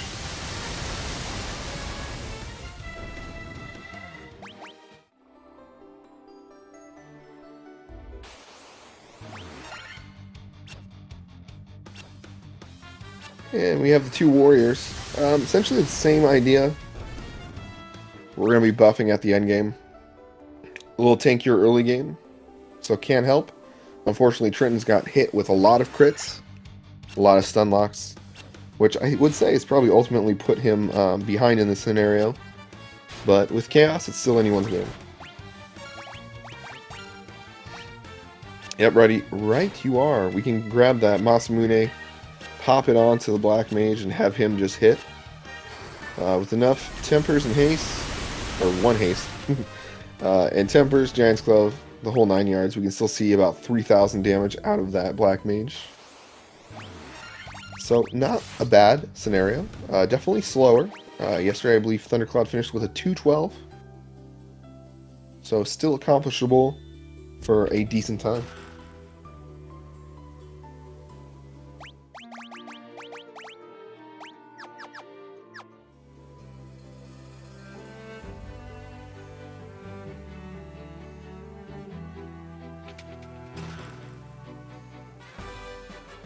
If I were to be so bold,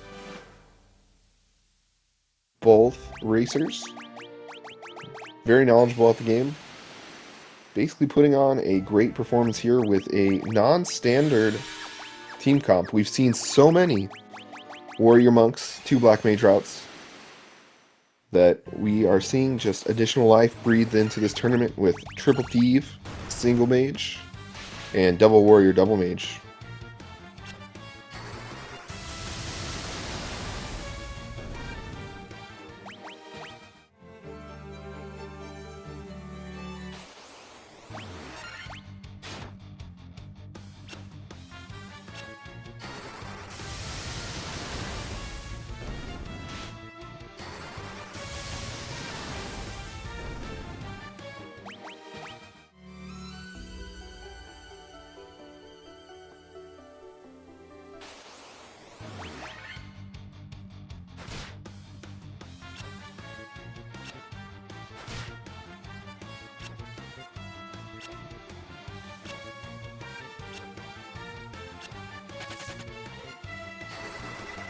Yes, Shane did a double red mage route against, I think, FF Steve.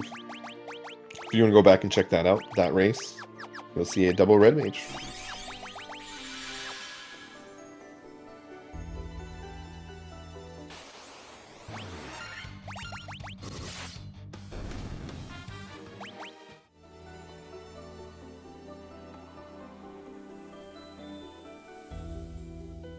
So Trinton, looking to have declined to upgrade the classes, is once again right on Thunderclaude's heels. Not going to be able to do the same kind of upgraded strats, but should still have a very valid chance of finishing first here, should RNG turn in his favor.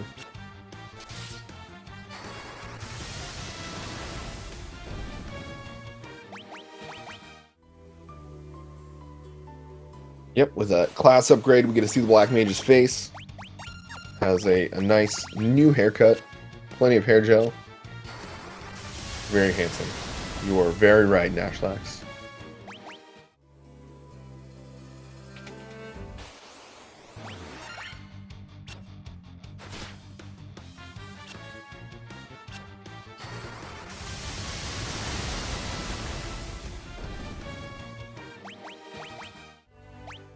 So Final Fantasy 1 has been patched. The most recent patch pretty much did nothing. It improved the flee scenario, I believe, was the only main thing. It created that flash of light whenever you get a crit on the screen. And it also changed when you go to an inn, instead of defaulting on no, now it defaults on yes. Compared to other Final Fantasy Pix remasters, we recently had a Final Fantasy Relay. For 1 through 5, they were all Pix remasters. I could be wrong, it could be 1 through 4. But 2 through 4 were patched pretty heavily, essentially changing the routes entirely, where 1 got off pretty light. So the other ones did get patched, and did change, I would say rather significantly, for speedrunning routes, where 1 has pretty much stayed pretty solid. Has had a few patches, but nothing that has really broken anything for a current meta build.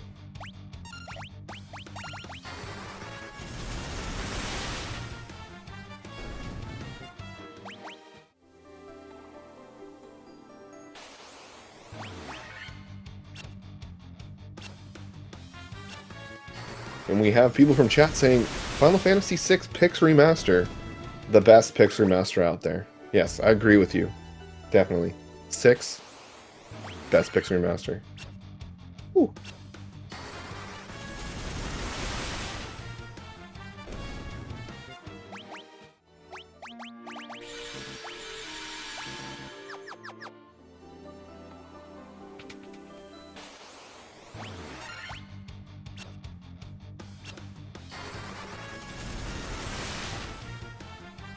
Anyone in chat curious? All versions of Final Fantasy are currently available in some form or another in the Steam store. So from Final Fantasy 1 all the way up to Final Fantasy 15 you can find for the PC. 1 through 6 being Pix remasters. 7, 8 having a original and remade version. 8, not remastered, but has an HD version. 9, there's only one version out there, but you can also grab it for iOS or Switch if you want it for the road. We have 10, 11, 12, 13, 14, 15. So, if you thought that having the proper game system was the limiting factor, not anymore. Grab it for PC, play it. Always a fun time.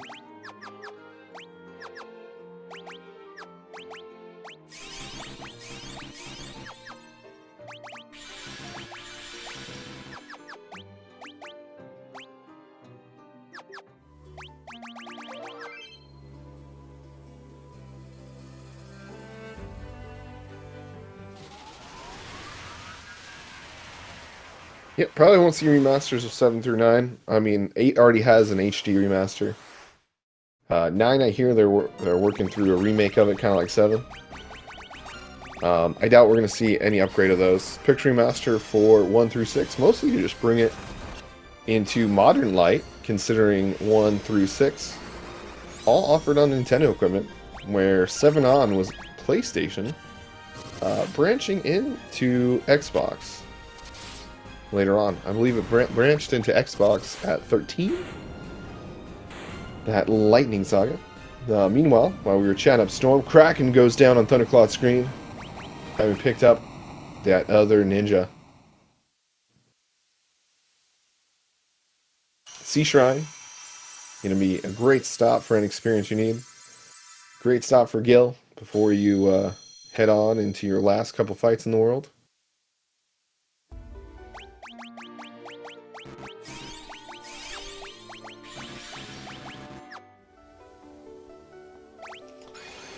Right you are, Nashlax. If you look at that time on the screen, neither runner has a chance of world record anymore.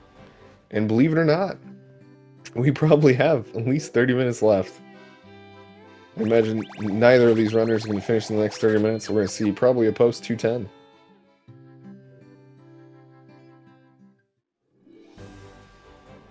Yep, essentially it turns into a no reset. This is a race after all. I mean, either runner can choose to reset.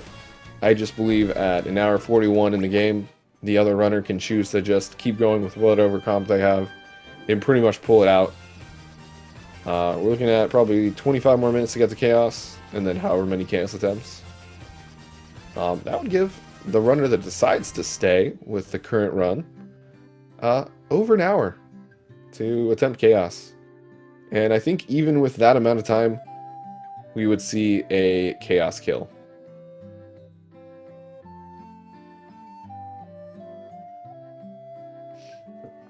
Pixel Remasters, or most PC versions, as I know 9 has this, I'm not sure about 7 and 8, but any type of screen transition or going into a new room, some screen transitions look the same, but technically you're going into a new room because the game state has changed. It gives you an auto save state. So if you do die, you can reload from there. Anytime you see stair use, auto save. So every floor here, we do get an auto save. Some runners do decide to quick save halfway through the floor. It provides a little bit more stability should we have a bad encounter. Not going to see too much of that here in Sea Shrine, especially with the current team comps. Those ninjas having over 300 health. Black Mage already at 240, or Black Wizard, should I say. On Trinton's screen, also those Black Mages, over 240. That Warrior, up to almost 500.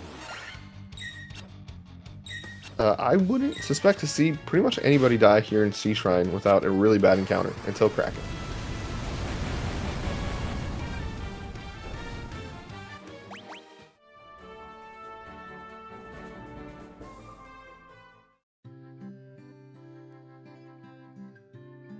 Alright, having cleared Kraken, we're seeing Thunderclaude go pick up the Chime to be able to make his way into Mirage Tower.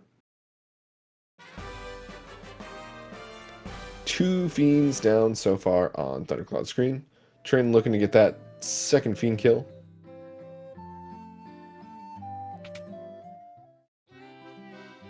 And a very rare buy here of Flare by Thunderclaude. We saw it yesterday. We're seeing it again here today. Flare being the most brutal of the spells. That Black Wizard now knows Flare.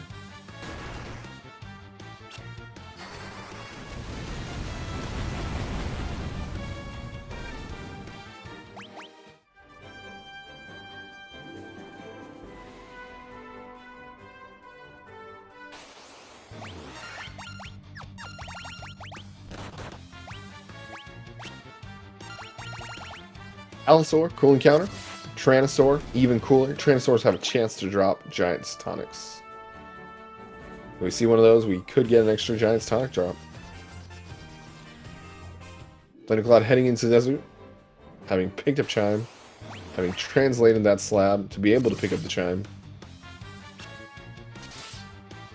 Heading over to Tiamat.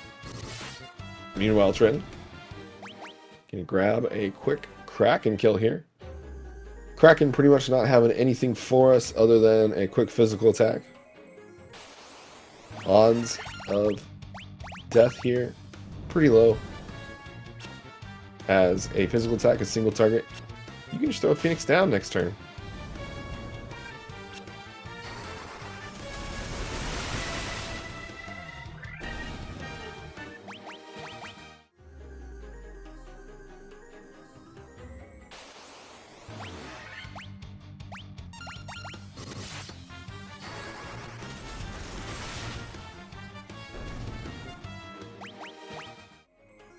Very rare to see ink hit here from Kraken. Usually we have enough ribbons to cover everybody. We're seeing Dark being hit here on that Warrior. Very, very strange situation. Normally what you see on Kraken is Thundagas. We are seeing melee attacks here from Trinton today. Showing the power of the punch strat.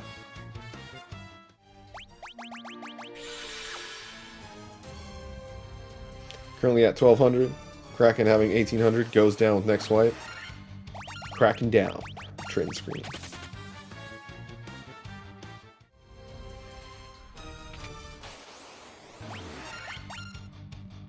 Meanwhile, Thunderclaude. Force encounter of Blue Dragon. And then be teleporting up with that warp cube we picked up earlier in the waterfall cave to the Flying Fortress.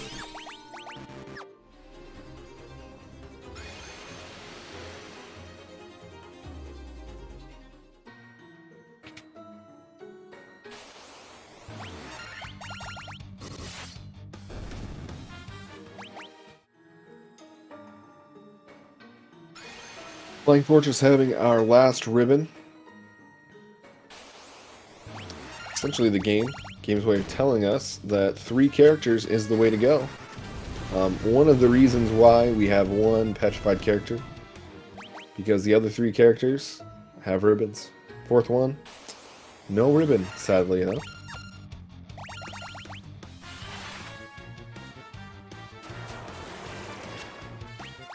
For those of you who don't know, ribbons cut down elemental damage, also negate negative status ailments.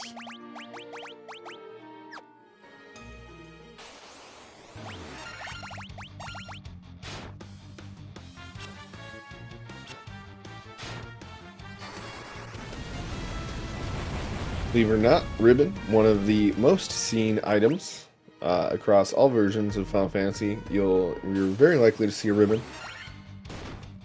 Most versions give you some copy of a ribbon at some point in the game. Here in the Pixel Remaster, we actually have to open up the chests that contain the ribbons. We're not handed it. And in each copy, you get a different, varying amount of ribbons. You are handed 1 ribbon in Final Fantasy IX.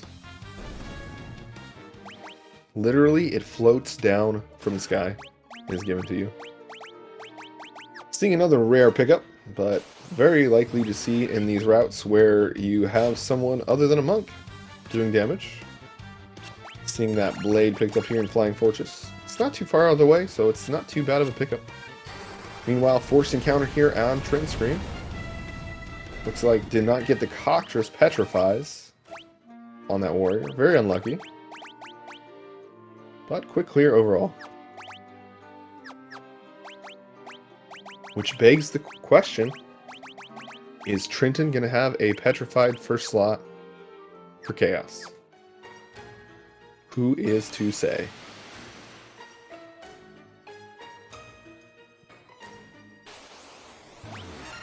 Nashlock in chat talking about HP on characters.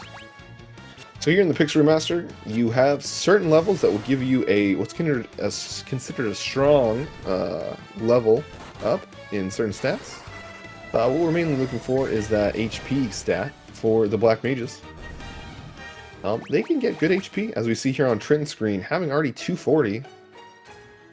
By now, your HPs that are forced, you would only have enough to get you to about 150 HP, plus a few more, because each level you do get at least 1 HP, so we're probably looking at least 170.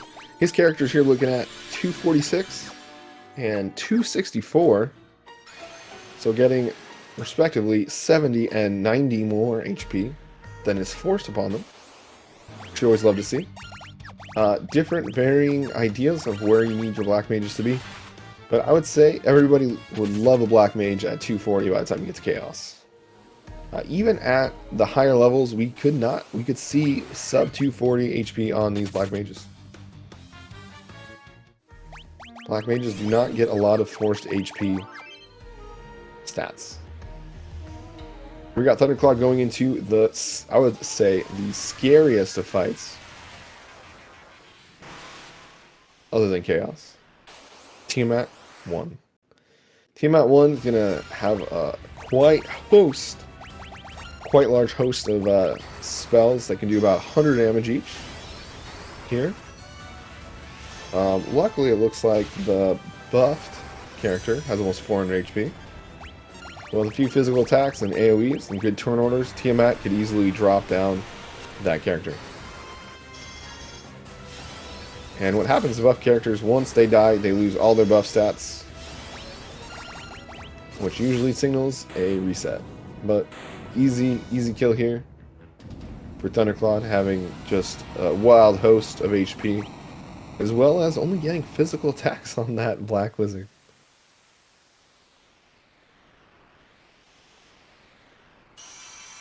So, petrified character, usually in the top slot, is going to take up 50% of any single target spells.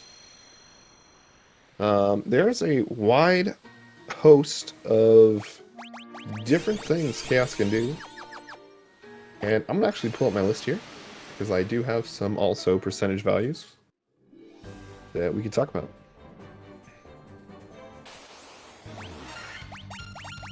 Alright. Chaos. Chaos has quite a bit. 40% chance to attack. That's kind of what we're looking at. With the petrified slot, that's a 20% chance that you're going to see a physical attack on that first slot. So 1 in 5 hits, or 1 in 5 turns, we're going to see that. Blizzara, 10%, does about 80 damage to everybody. The best AoE we want to see. After that, we have a 5% chance we want to see Blizzaga, Thundaga, Faraga. Going to do in somewhere in the hundreds, low to mid hundreds. Also not bad to see. What we hope not to see is Tsunami, Cyclone, and Blaze. Those do usually over 200. All those are AoEs that I talked about, so those attacks really what we want to see. Slowra, believe it or not, even though it's a Ra spell, or a level 2 spell, slow 2, is single target, has 5% chance. We want to see that on the top slot. We could also see that on whoever is not buffed. It's also lovely to see. Flare, 5% chance to see. Earthquake has a 2% chance. Kiraja, also 2% chance. Kiraja we want to see early. I do not have haste on my list, but we also love to see that if he casts it twice. If he casts it once, that's usually pretty bad, because he can usually do close or over 900 damage. But if he casts it again, haste twice, the second haste cast does absolutely nothing. So we love to see a second haste cast if he casts it once. Kiraja we hope to see early on, but pretty much only that Slowra and that attack are going to be what we're going to see on that top petrified slot. That's going to do some real good for us.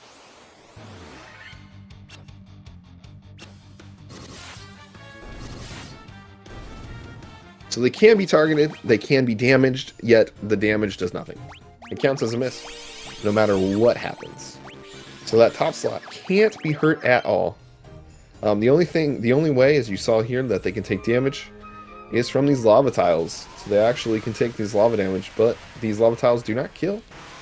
So often or not, we'll see in a route that petrified character will get down to 1 HP, or somewhere pretty close to it.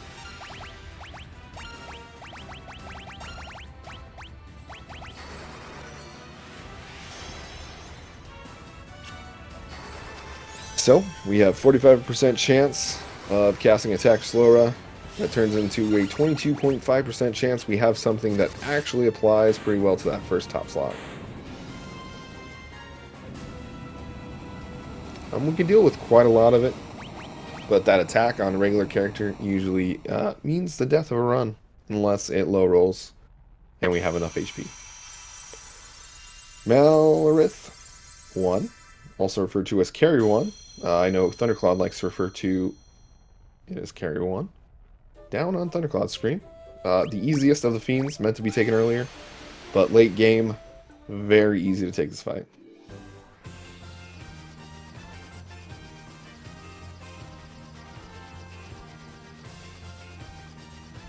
Having completed all fiends here, we have all those leveled up crystals. Thunderclaude now, gonna use some futuristic tech here, go back in time. Gonna change the past to affect the future. Or, change the future to affect the past. Whoa. Time travel logic, all across the board. Trinton screen here, we're seeing a very interesting room.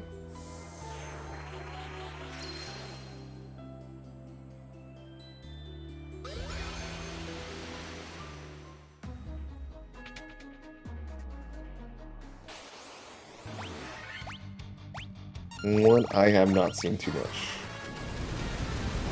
Yep, epilogue explains all that good stuff. You can also look it up online, there's plenty of wikis. To explain the full idea of this, I believe it's Strangers of Paradise explains pretty much this tech the best. Unfortunately, it's not in Final Fantasy 1. But it explains the overall timeline and kind of pulls all the Final Fantasies together. We're going to go into that trapped box. I wonder what's going to be in the box. Any guesses in chat?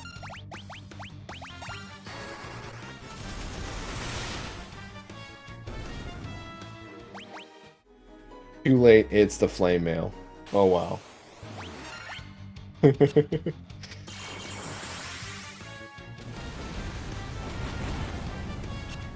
We're now heading down into the last fiend fight.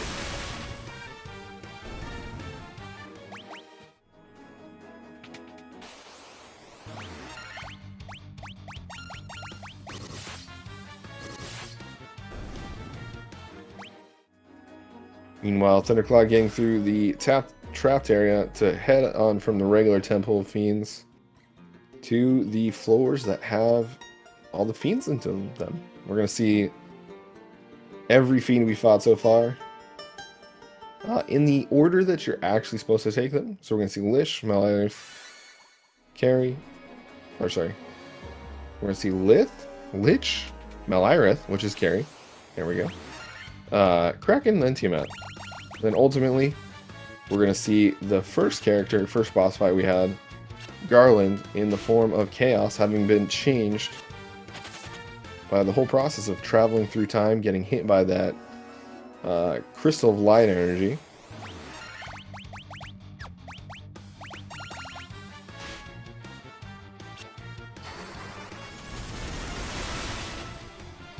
Temple of Fiends, great source for experience should you take it.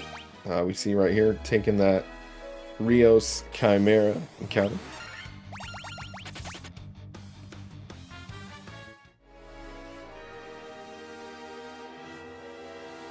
Not sure more what Thunderclaude wants, probably taking that just to get past it easily. Not sure any more HP is really going to help out here. Already has 280 on the Monk. I mean, you can have more. More is always great. But this is a race after all. And I know with 280, Thunderclaude is definitely comfortable with that mage's HP.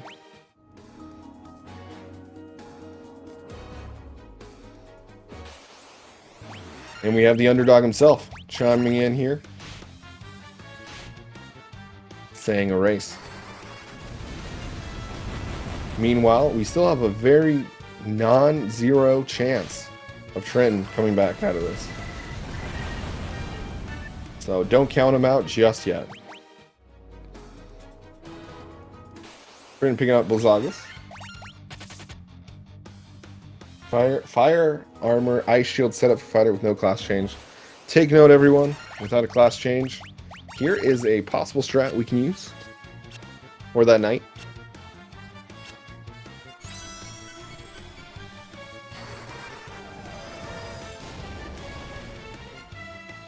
Meanwhile, Thunderclaude casting Flare, just destroying anything.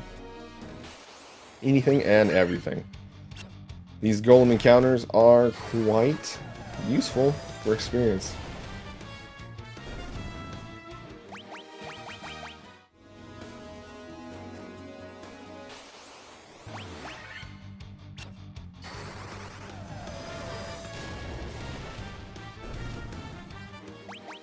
Yes, this is a non-randomizer.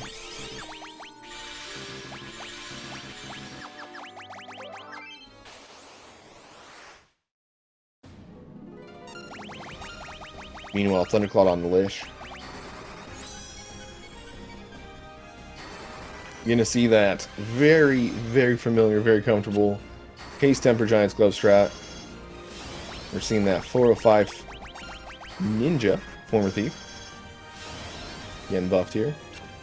I'm going to go ahead and take a few whacks at Lish. 1,000 for first hit. Gonna need the buffs here for second turn. Not enough. but gets good turn order turn 3, basically turns into a turn 2. Lich goes down, no flares. Very, very comfortable Lich. Shouldn't see much else. All the other fiends, pretty much just not looking to get punched by him. Lich is the only one that has a spell that can pretty much wipe us with flare, doing over 300 damage usually. Could take out one character, and then follow up with a second flare, taking out the rest. Double flare, pretty much nothing you can do, because by the second turn, you're still buffing your players.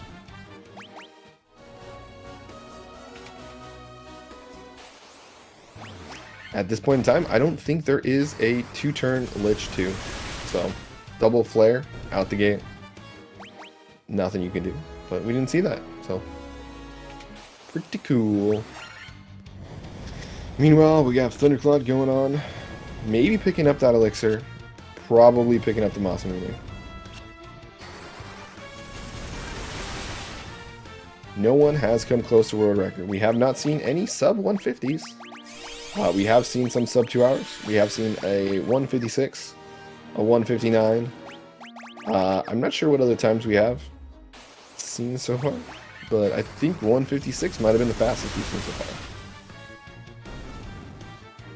Yes, Thunderclaude, second on the world record board. First place on the American world record board. But I think Shigeru did run this in English, so I don't think there's any delineation there between English to Japanese. Yes, you can call it American board too, because, you know, from America. But if you want to consider it more the English board, there's that. Shane got a 155. Wow. Yes, as Trinton's pointing out, chat, Thunderclaude, former world record holder, having held a 152 and change for quite a long time. Originally holding it for quite a long time. Shigeru coming in, they had quite a battle, and Shigeru getting quite some good RNG as they both battled time down, handing the world record back and forth.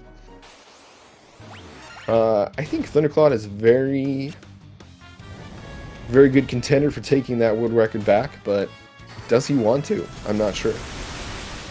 A 141 at the moment is pretty RNG heavy to get, but still I think beatable in the grand scheme of things.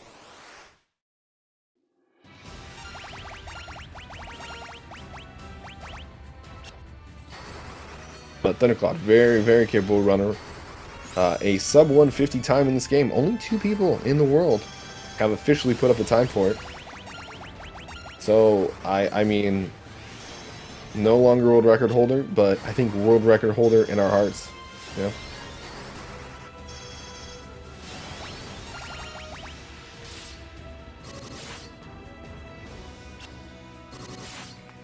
Meanwhile, character 2 going down.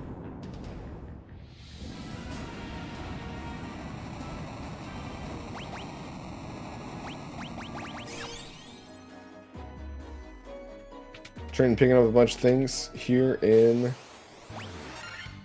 the Mirage Tower.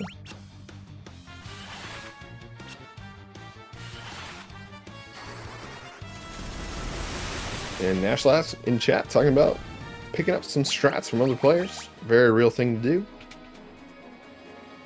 Nashlax, would you indulge us with what strats you're talking about?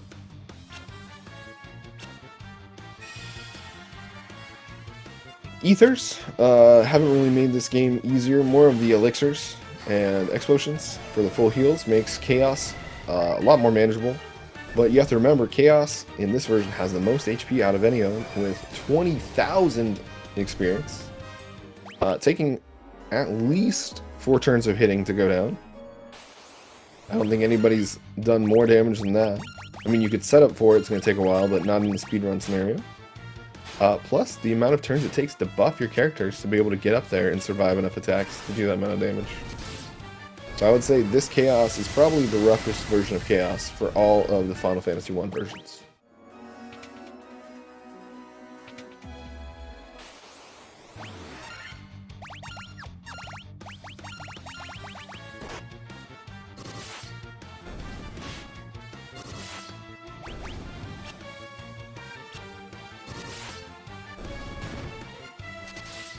Probably one of the most experience-intensive fights here with the deep eyes. Being really good for experience, as we talked about earlier. Great fight to see. Getting that black wizard up over 300. Able to almost survive one flare attempt, should it happen. Here we are seeing Kraken 3. Again, spell's not going to really do much. I believe he has the Thunderclaude. Let me check. Yep. Has equal chance of casting attack. Thundar or Ink here. Ink can do nothing. Thundar doing very little, so we hope to see. The attacks can get a little bit punchy here, doing over 300 damage usually. Pretty much the only thing we hope not to see in this scenario. And Kraken 2 going down on Thunderclaude screen.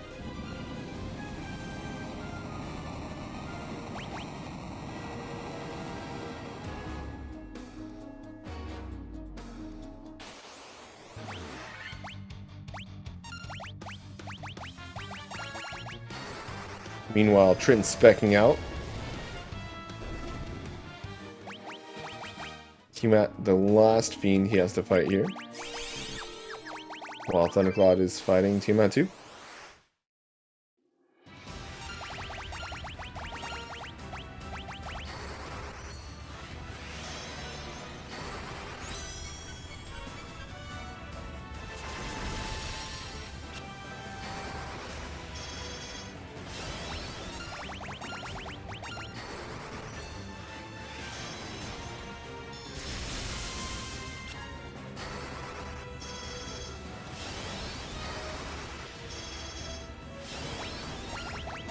Yep, so as our lore in chat's talking about, there is an any % category where you can use the Goblin Glitch. I believe it was patched. That was one thing that might have been patched in this last one. They did not talk about it in the patch notes. Where essentially you can manipulate the game into loading in 4 goblins for any boss encounter. Making it pretty easy to accomplish. A little hard to set up, could be a little bit of a time waster. A category obviously not taken seriously, as there, I believe, is only 1 run submitted for it on the board. So you could run a glitchless route, yes, very much, and take that category. But I think the real charm in that one is seeing the 4 goblin glitch.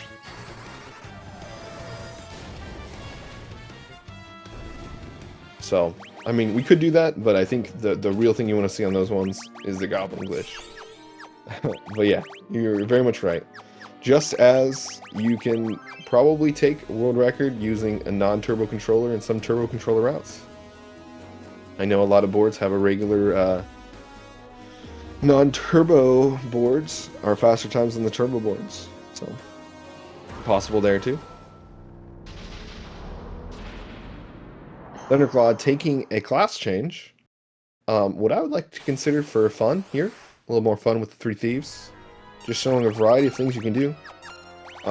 As well as, I want to point out that Thunderclaude having 140 time for his world record. I haven't seen him put up a post 2-hour time. So if you want to consider it, will you? A little bit of sportsmanship. Giving Trinton a chance here to essentially vie for this win. Trinton, being sportsman of his own, went with the double warrior route. Looks to be in the red currently, so not exactly helping him, but could have panned out quite well. But we'll see with Chaos here. Thunderclaude on Chaos. We're going to see a buff of that bottom. Looks like we have a blink strat, which is essentially going to be able to super dodge any punches. Pretty much taking out any type of bad RNG. Chaos now, for the most part, going to have to do anything other than punch. Punch is going to be that main thing that's going to do Boku bucks of damage. Giving Thunderclaude the chance to Elixir to revive any of the lower ones, Flare being the highest hitting.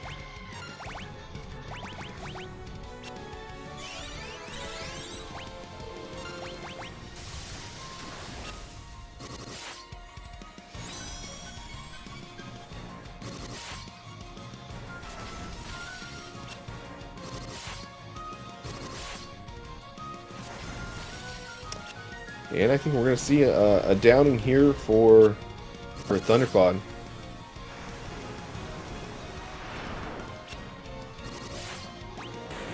And there it is. 2:12 time for Thunderclaude. Stopped it on 2:12:12. GG Thunderclaude.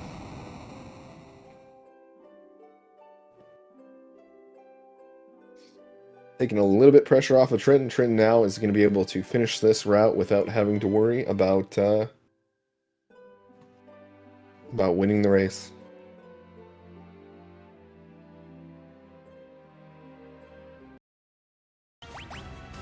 Let's go ahead and switch some audio over here. Offer Thunderclaude a chance to come talk and give his 2 cents on his run.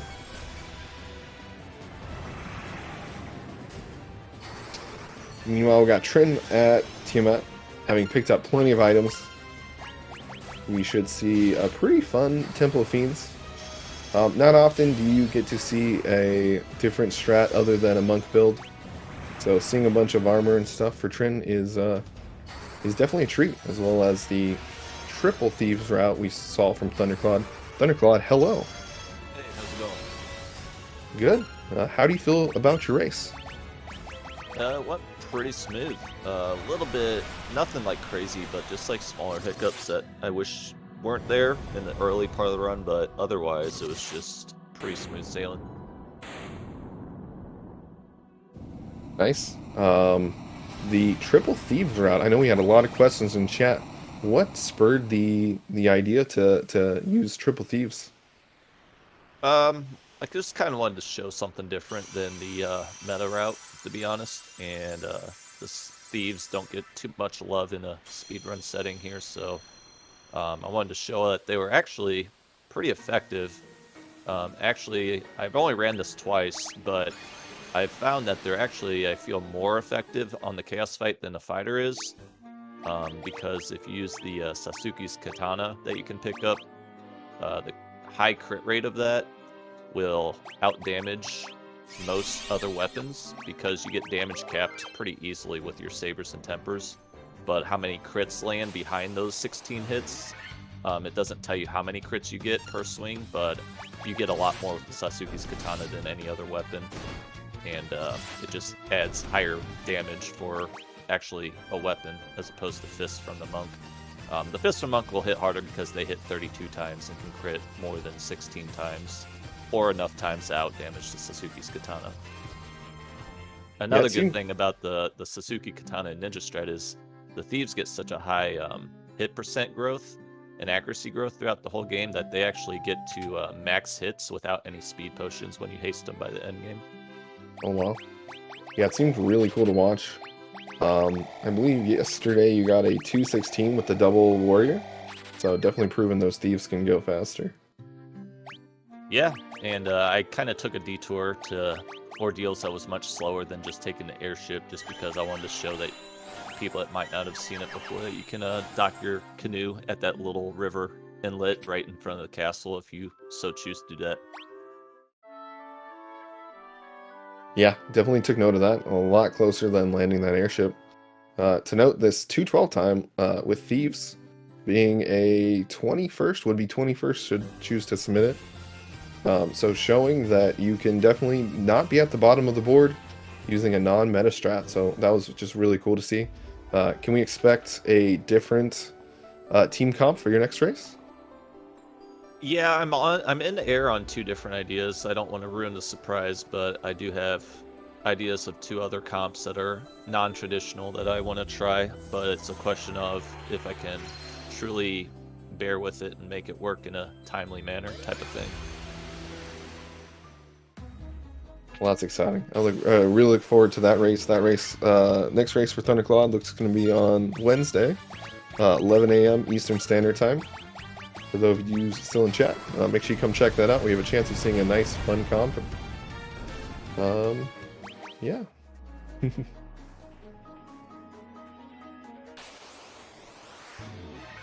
Yeah, Trinton doesn't look like he's too far behind me. I know he's gotten some pretty rotten luck. I had the restream up a little bit while I was racing, and I saw him get like paralyzed to death outside of Earth Cave for a long time. He was in a fight, just whittled away by the undead pack, and then some other just unfortunate things that killed him. Yeah, going through that the golem passageway there, getting one on the way in and one on the way out, both ended up wiping him from just stun lock 9 packs. It was pretty rough to see. Yeah, that's really hard.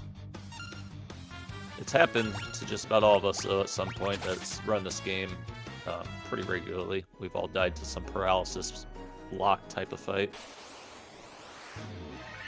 Oh, definitely, yeah. You probably more than most. I was surprised to see that first lesser tiger flea. Yeah, that was an accident. I forgot that my thief was autoed on flea instead of defend. Originally chalked it up to just being tired of not seeing those X potion drops, just saying no to lesser tigers. Let's be honest, it probably was never going to drop, right? Because I hardly ever see those X potions. I think we've seen quite a few in the race so far, but yeah, my opponents get them. I think 3 of my opponents have gotten X potion drops. Actually, I think Shane got one, Steve got one, and Prechu got one. I think I'm not sure. Maybe only 2 people, but I seem to have the opponents that get the X potion drops. Yeah, and I imagine we'll see one. Should you? And I imagine you're going to make it all the way to the finals here with the other group. Hob probably being your contender there. Been very lucky with HP drops so far. Having gotten, I think, a few X potions. He's put up a 159 in I think his best race so far. Do you think you have a chance of a normal strat of getting anything slower than a 159? With the 159, I might have to adjust my party comps a little bit. That's a little fast for me. Might have to, I don't know, reevaluate things and see which comps maybe I can take instead. Yeah, it should be, I think, a fun championship bouts. Hob being pretty new to the game, but sweeping the entire other group, which was actually kind of fun to see. Just being very lucky with those early stat growths. There was, at one point, a chance for the Black Mage to have over 500 health going into Chaos, should he get all of his HP growths, and he was on track to get all of his HP growths up to 360 HP. Holy moly. Yeah, that's pretty good. My Black Mage ended up with 330, but I took a lot of extra fights just so I could get more HP on him. Yeah, always nice to see that. I was surprised you took those because I know by now I bet you're pretty comfortable taking lower HP into that Chaos fight. Yeah, I could have probably fleed from just every fight in Topher if I wanted to, and I could have fleed from a lot of fights earlier than that if I wanted to push my time pretty fast, but I wanted to take it a little safe, and you know, get to see Flare once in a while. You might as well get to use it when you have it. Yeah, not too often you'll have those black wizards, so that's really fun to see, as well as the variety of different weapons and armor picked up. So I think definitely triple thieves route, my favorite so far I've seen in this tournament. Yeah, and interesting enough, the thief can actually be just as effective as a ninja if you actually take the detour to get the Masamune in the end. You can pretty much dish out the same damage that the ninja does, but he doesn't get to wear like the heavier armor in the middle part of the run. He's a little bit more susceptible to damage, but by then it's barely a problem.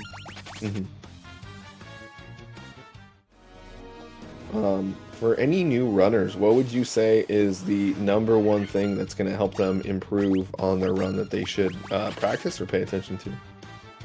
I had this question in my other interview. I would say the #1 thing is learn like your maps, learn where you have to walk in certain maps, because some of them can be a little bit forking paths, and some paths are much slower than the other paths. And like learn where the boxes you need to pick up or want to pick up are on those maps is probably the #1 thing, like map knowledge, box knowledge. And then I would say the second most important thing to get your time down is learn your enemies' weaknesses and their HP values.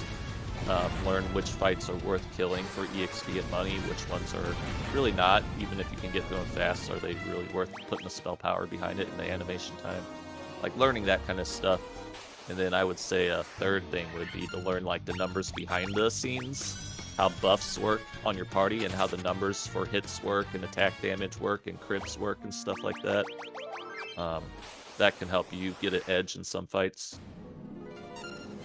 Okay, a lot of good advice there. I guess since we've already had that question, I think what other runners are probably looking at is originally your world record was a 152. You were sitting around there, and then when you came back to the game, you were able to get quite a bit of sub 150 times. What is that like? What clicked there at that moment where you're like, okay, now I can get these sub 150 times. I'm looking at these 140 times. What's the difference? What changed there? Lots of extra risk was introduced to the route, and RNG kind of had to roll in your favor a lot heavier. We took out a lot of like in visits in the early game and replaced them with buying ethers and chugging ethers, taking out tent usage and stuff too as much as possible, just because that animation's like 8 to 10 seconds every time you do it. So if you can take 5 of those out, there's a minute almost already done. And then just running away from more fights in the early mid game that you don't feel like are the best EXP fights, and running from a lot more fights in the end game, and hoping you get the HP growth to be able to do all that. Okay, so where would be the point where you would say resetting is kind of the way you want to be? Like, what time are you looking to make a staple, like mid-run, to be able to say this is going to be a sub 150 run? You have to get the 1 and done on the Pisco Demons, or maybe a 2 and done, and you have to get a 1 or 2 and done Astos. For me, on my splits, I don't have them open, but I have my splits when I run actual world record run attempts and stuff. And I think I have to have like a sub 17-minute crown and a sub 20-minute Astos to have a chance at being sub 150, or a decent chance of being sub 150, as long as RNG allows for the rest of the run. Wow. I know we've seen a couple of those in the race so far, so I guess based upon those standards, we had the opportunity to see some 150s, but didn't get to see them. Yeah, and then there's some other times that I remember, like being sub 50 minutes killing Lich is pretty good, and I think world record kills him at like 48 minutes or something like that. And then being sub 1 hour pulling the airship out of the desert is pretty good, like 59 minutes, 58 minutes. Yeah, that's pretty nuts. I know Nashlax noted in chat, not even in Topher yet, but world record come and gone.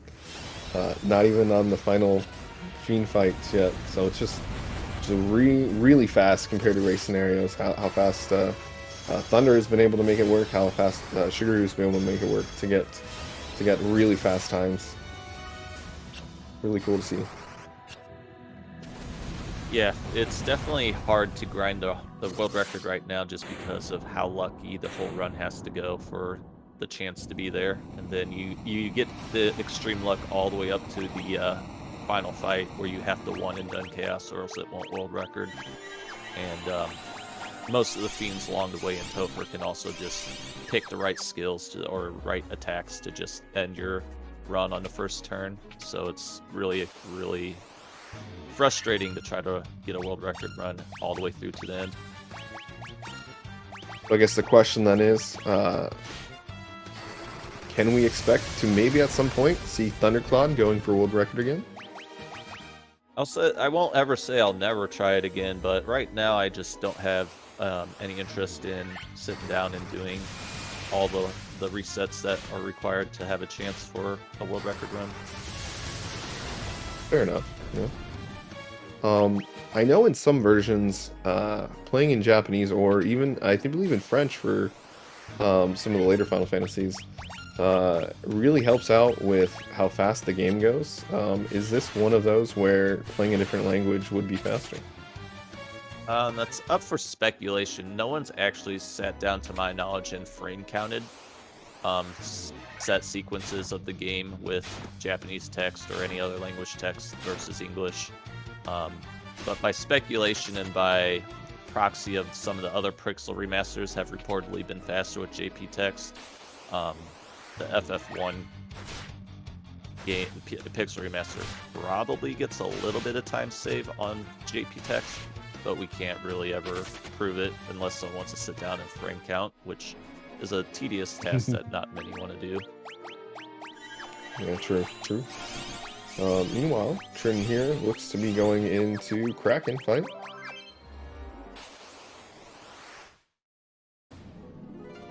So without the petrification on the top slot, what can we expect to see here for Trinton in a win scenario on Chaos?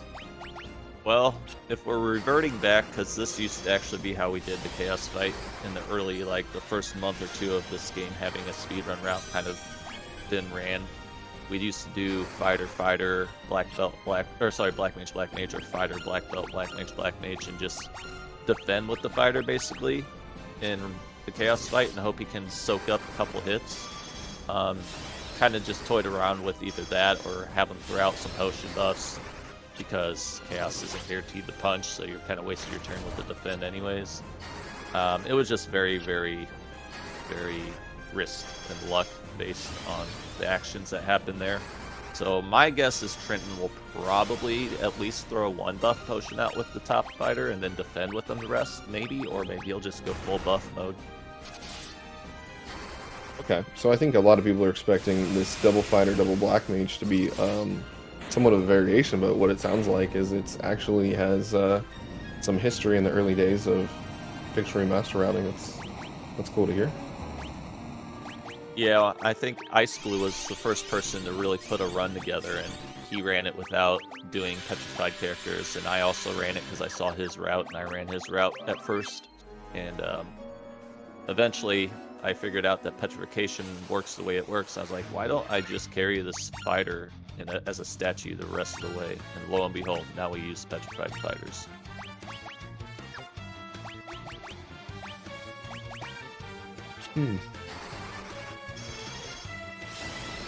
So I know there's always a age-old story of you know, your first run, and we hear stories of world record holders having just these atrocious times. So what do you remember the time of your first, I guess, real run of a Pixel Remaster Final Fantasy 1 route?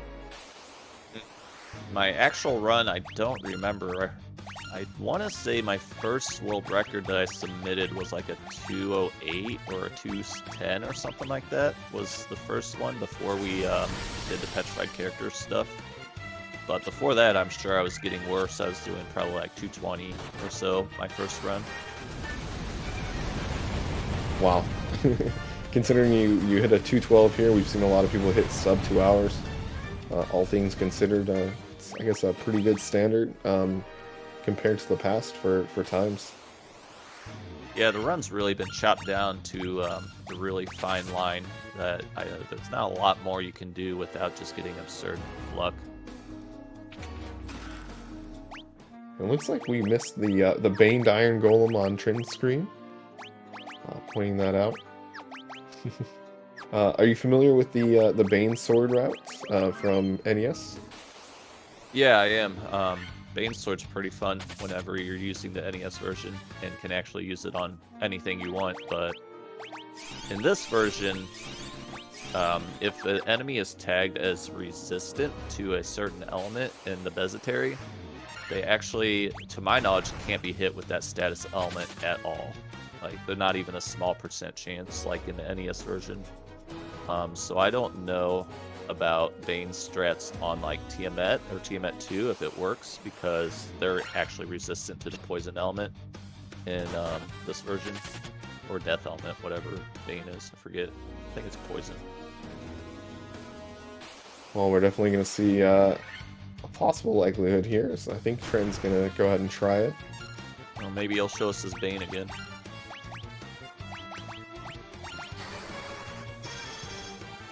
Scourge, I should say.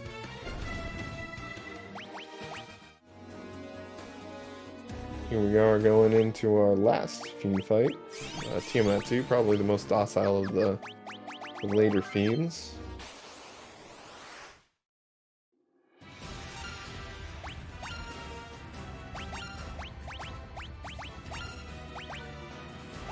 Yeah, interestingly enough, I think Tiamat 2 is safer than Tiamat 1 because Tiamat 2 does all the same AoE damage that Tiamat 1 does, but you have much more HP at this point, as well as throwing in some smaller spells that do even less damage than Tiamat 1's all abilities do. Like, Tiamat 1 doesn't have Blizzara, Thundara, Fyra, yet Tiamat 2 does. Tiamat 2 also has Scourge, which most of the time misses, but as I found out in a world record attempt that was on world record pace, Scourge can hit through a ribbon and kill your black belt. Rough to see. I know also Chaos has a chance to punch stun lock anybody. I think we've seen that also one time in this tournament. Yeah, I'm wondering if at some point in the game they kind of patched Chaos's punch element, like the status attack attached to it, because back in the early days, that paralyze hit every time Chaos punched you. Like, you were not going to dodge that paralysis, but now it's very rare to see the paralysis ever land on your character. It's interesting. It's interesting to hear them patch it the other way, because I know they patched it in the worse RNG for luck for Final Fantasy II with the sword elements, such as what is it? I think it was like the curse element, which allows you to do more damage, and the sleep element. Yeah, so I remember FF2's patch was pretty nasty as far as the elemental attacks attached to like a regular attack goes. The status elements just used to hit basically 100% of the time if you had multiple hits. And they patched it where MDef actually does something.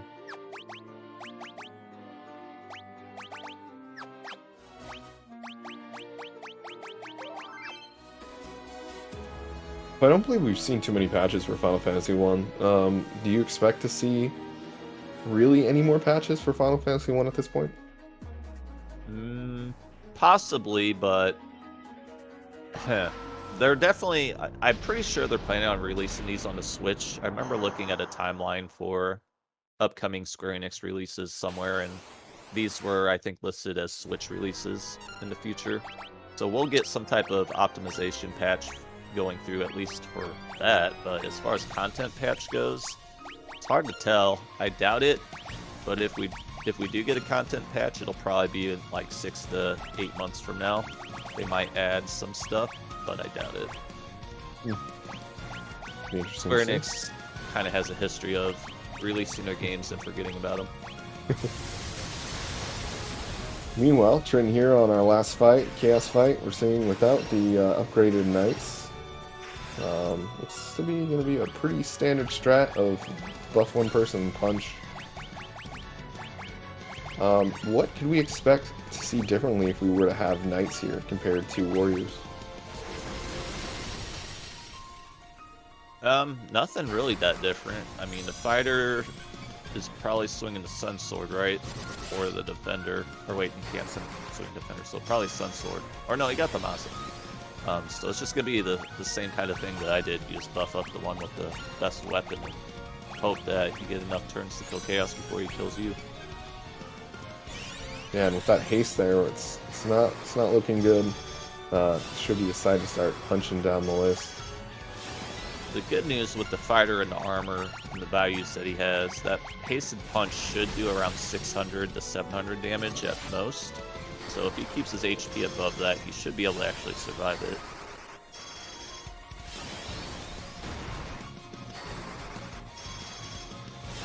And there, Chaos goes punching. So for these dead characters, they can still be targeted. It just re-rolls the punches. And they get distributed. But with only one character out, that's a 100% chance at a 40% attack. Oh my gosh, that was some really unlucky. As 4 turns of Chaos just punching all the alive characters only. Yeah, I believe that turns somewhere into 20% that could happen. Just punching 4 times in a row.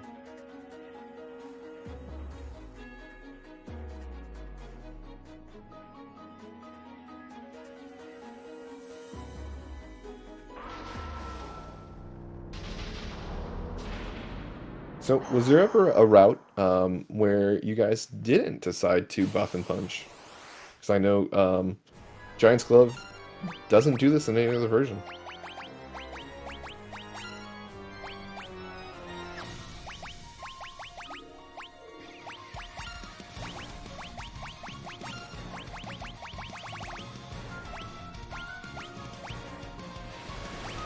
And we might have lost Thunder here. That's okay. We can pay attention fully to Trinton here on this next Chaos attempt.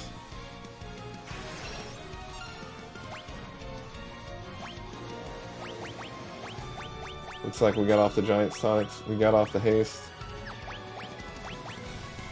Yeah, sorry, I had to take care of a work thing.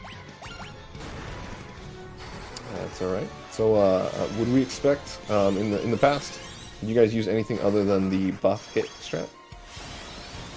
Not really, not to my knowledge. It's basically the only strat that I can think of that can dish out the damage to take out 20,000 HP on Chaos, to be honest. Yeah, pretty rough with that that HP gain in the Pix Remaster. Pretty much leaves you with only one win condition, unfortunately. I think even if you had 4 flare casters, you just couldn't do it spamming flare every round. You kind of have to just buff up a character that can survive big damage, and then buff up his damage.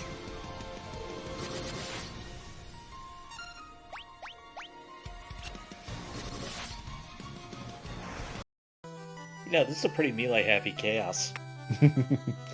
Hello, Trinton.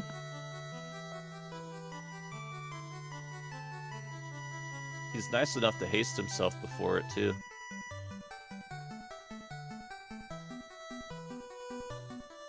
Yeah, I'm still trying, but I wanted to say hey before we had to end up maybe cutting the broadcast. Ah, we're running against time here. We're up against it, but we got a little bit. Should be able to see another attempt, but Chaos is just killing the mages too much. I'm not getting enough buffs off. I got all this great HP to be able to survive 2 AoE spells, and then he won't do any. Yeah, Chaos is a turd. So yeah, 2 really long stun locks, and couldn't get the stone strats, so I've been improvising a backup route the whole time, and that's pretty much my day. Yeah, I've had a situation where I don't get petrified in Earth Cave, but I do get the Cactus fight somewhere in Ice Cave that works for me. But my ultimate end of the line backup strat is use one of the worst fights in either Waterfall or the Giant's Glove chest to petrify a character at that point if it hasn't happened.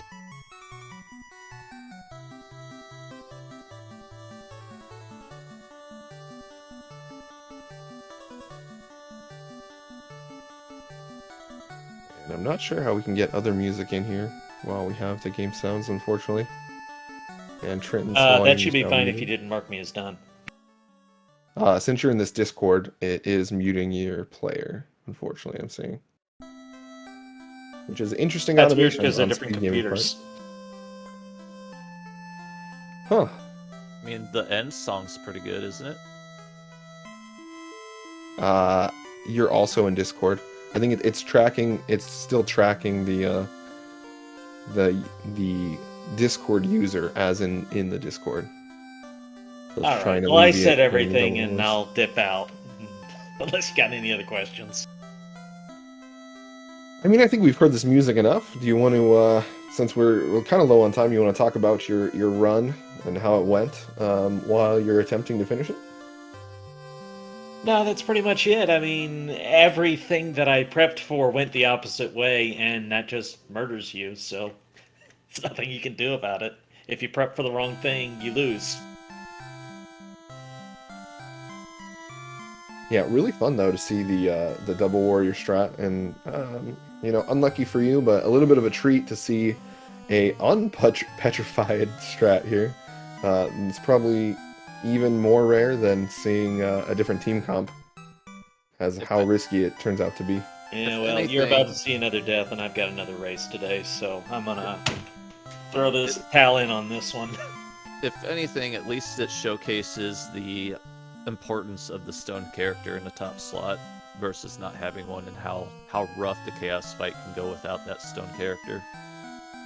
Yeah, I don't think that would have mattered that much on this one, actually. I know it looks that way because of how much he meleeed, but he was going to hit those other people anyways. And I Well, just if couldn't survive the hits. the thing is, if he kills the top slot, it re-rolls down to the next alive character. So if the top slot was alive the whole time, some of those punches probably were going to be diverted to the statue rather than all the alive characters. You know what I mean? Yeah, I was built for him to do magic, and he won't do magic today. It's the most bizarre chaos you've ever seen. But thanks for joining, chat. Follow Thunder. He's good at this game. I can talk about this game adequately. That's the difference. Well, I think with a better RNG, you would have also been able to put up a pretty good time here.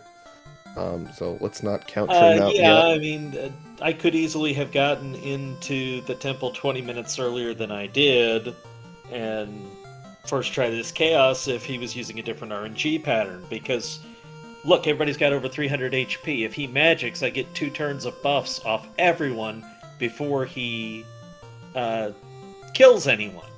Well, that's a world of difference, and I'm just not getting it. Yeah, unfortunate, but I definitely enjoyed it. I think we had a lot of chatter in chat today, so I think a lot of people here enjoyed it. So thank you very much, Trinton, for the race. Thank you, Thunderclaude. Any closing words? Yes, I baned an Iron Gull, and that was more hype than people realize. Yeah, no, I don't have anything else to add. Sorry for the bad luck, Trinton, but you showcased a fun divergence of a strategy, which we don't see in any other run yet, so good job on that. Yeah, I was trying to take less deaths early, and then I got the, 8 minutes of stun lock death, so... Well, if anything, it was a very showcase of what can go wrong in a route. We want to look at the pessimistic side of it. But I think we really enjoyed it, so thank you both very much. Thanks for doing comps this morning. Chat, have a great one. Thank you, Trinton. Trinton has another race here coming up here in a little under 2 hours, or greatly over 2 hours here. Coming up at 1 p.m. Eastern Standard, so yeah, hour 14. Versus FF Steve should be a little bit of a closer race. Thunderclaude on the comms, but should be pretty fun. So hopefully you guys tune in over at SpeedGaming 2 here. But other than that, thank you all for watching, and hope you have a great rest of your day.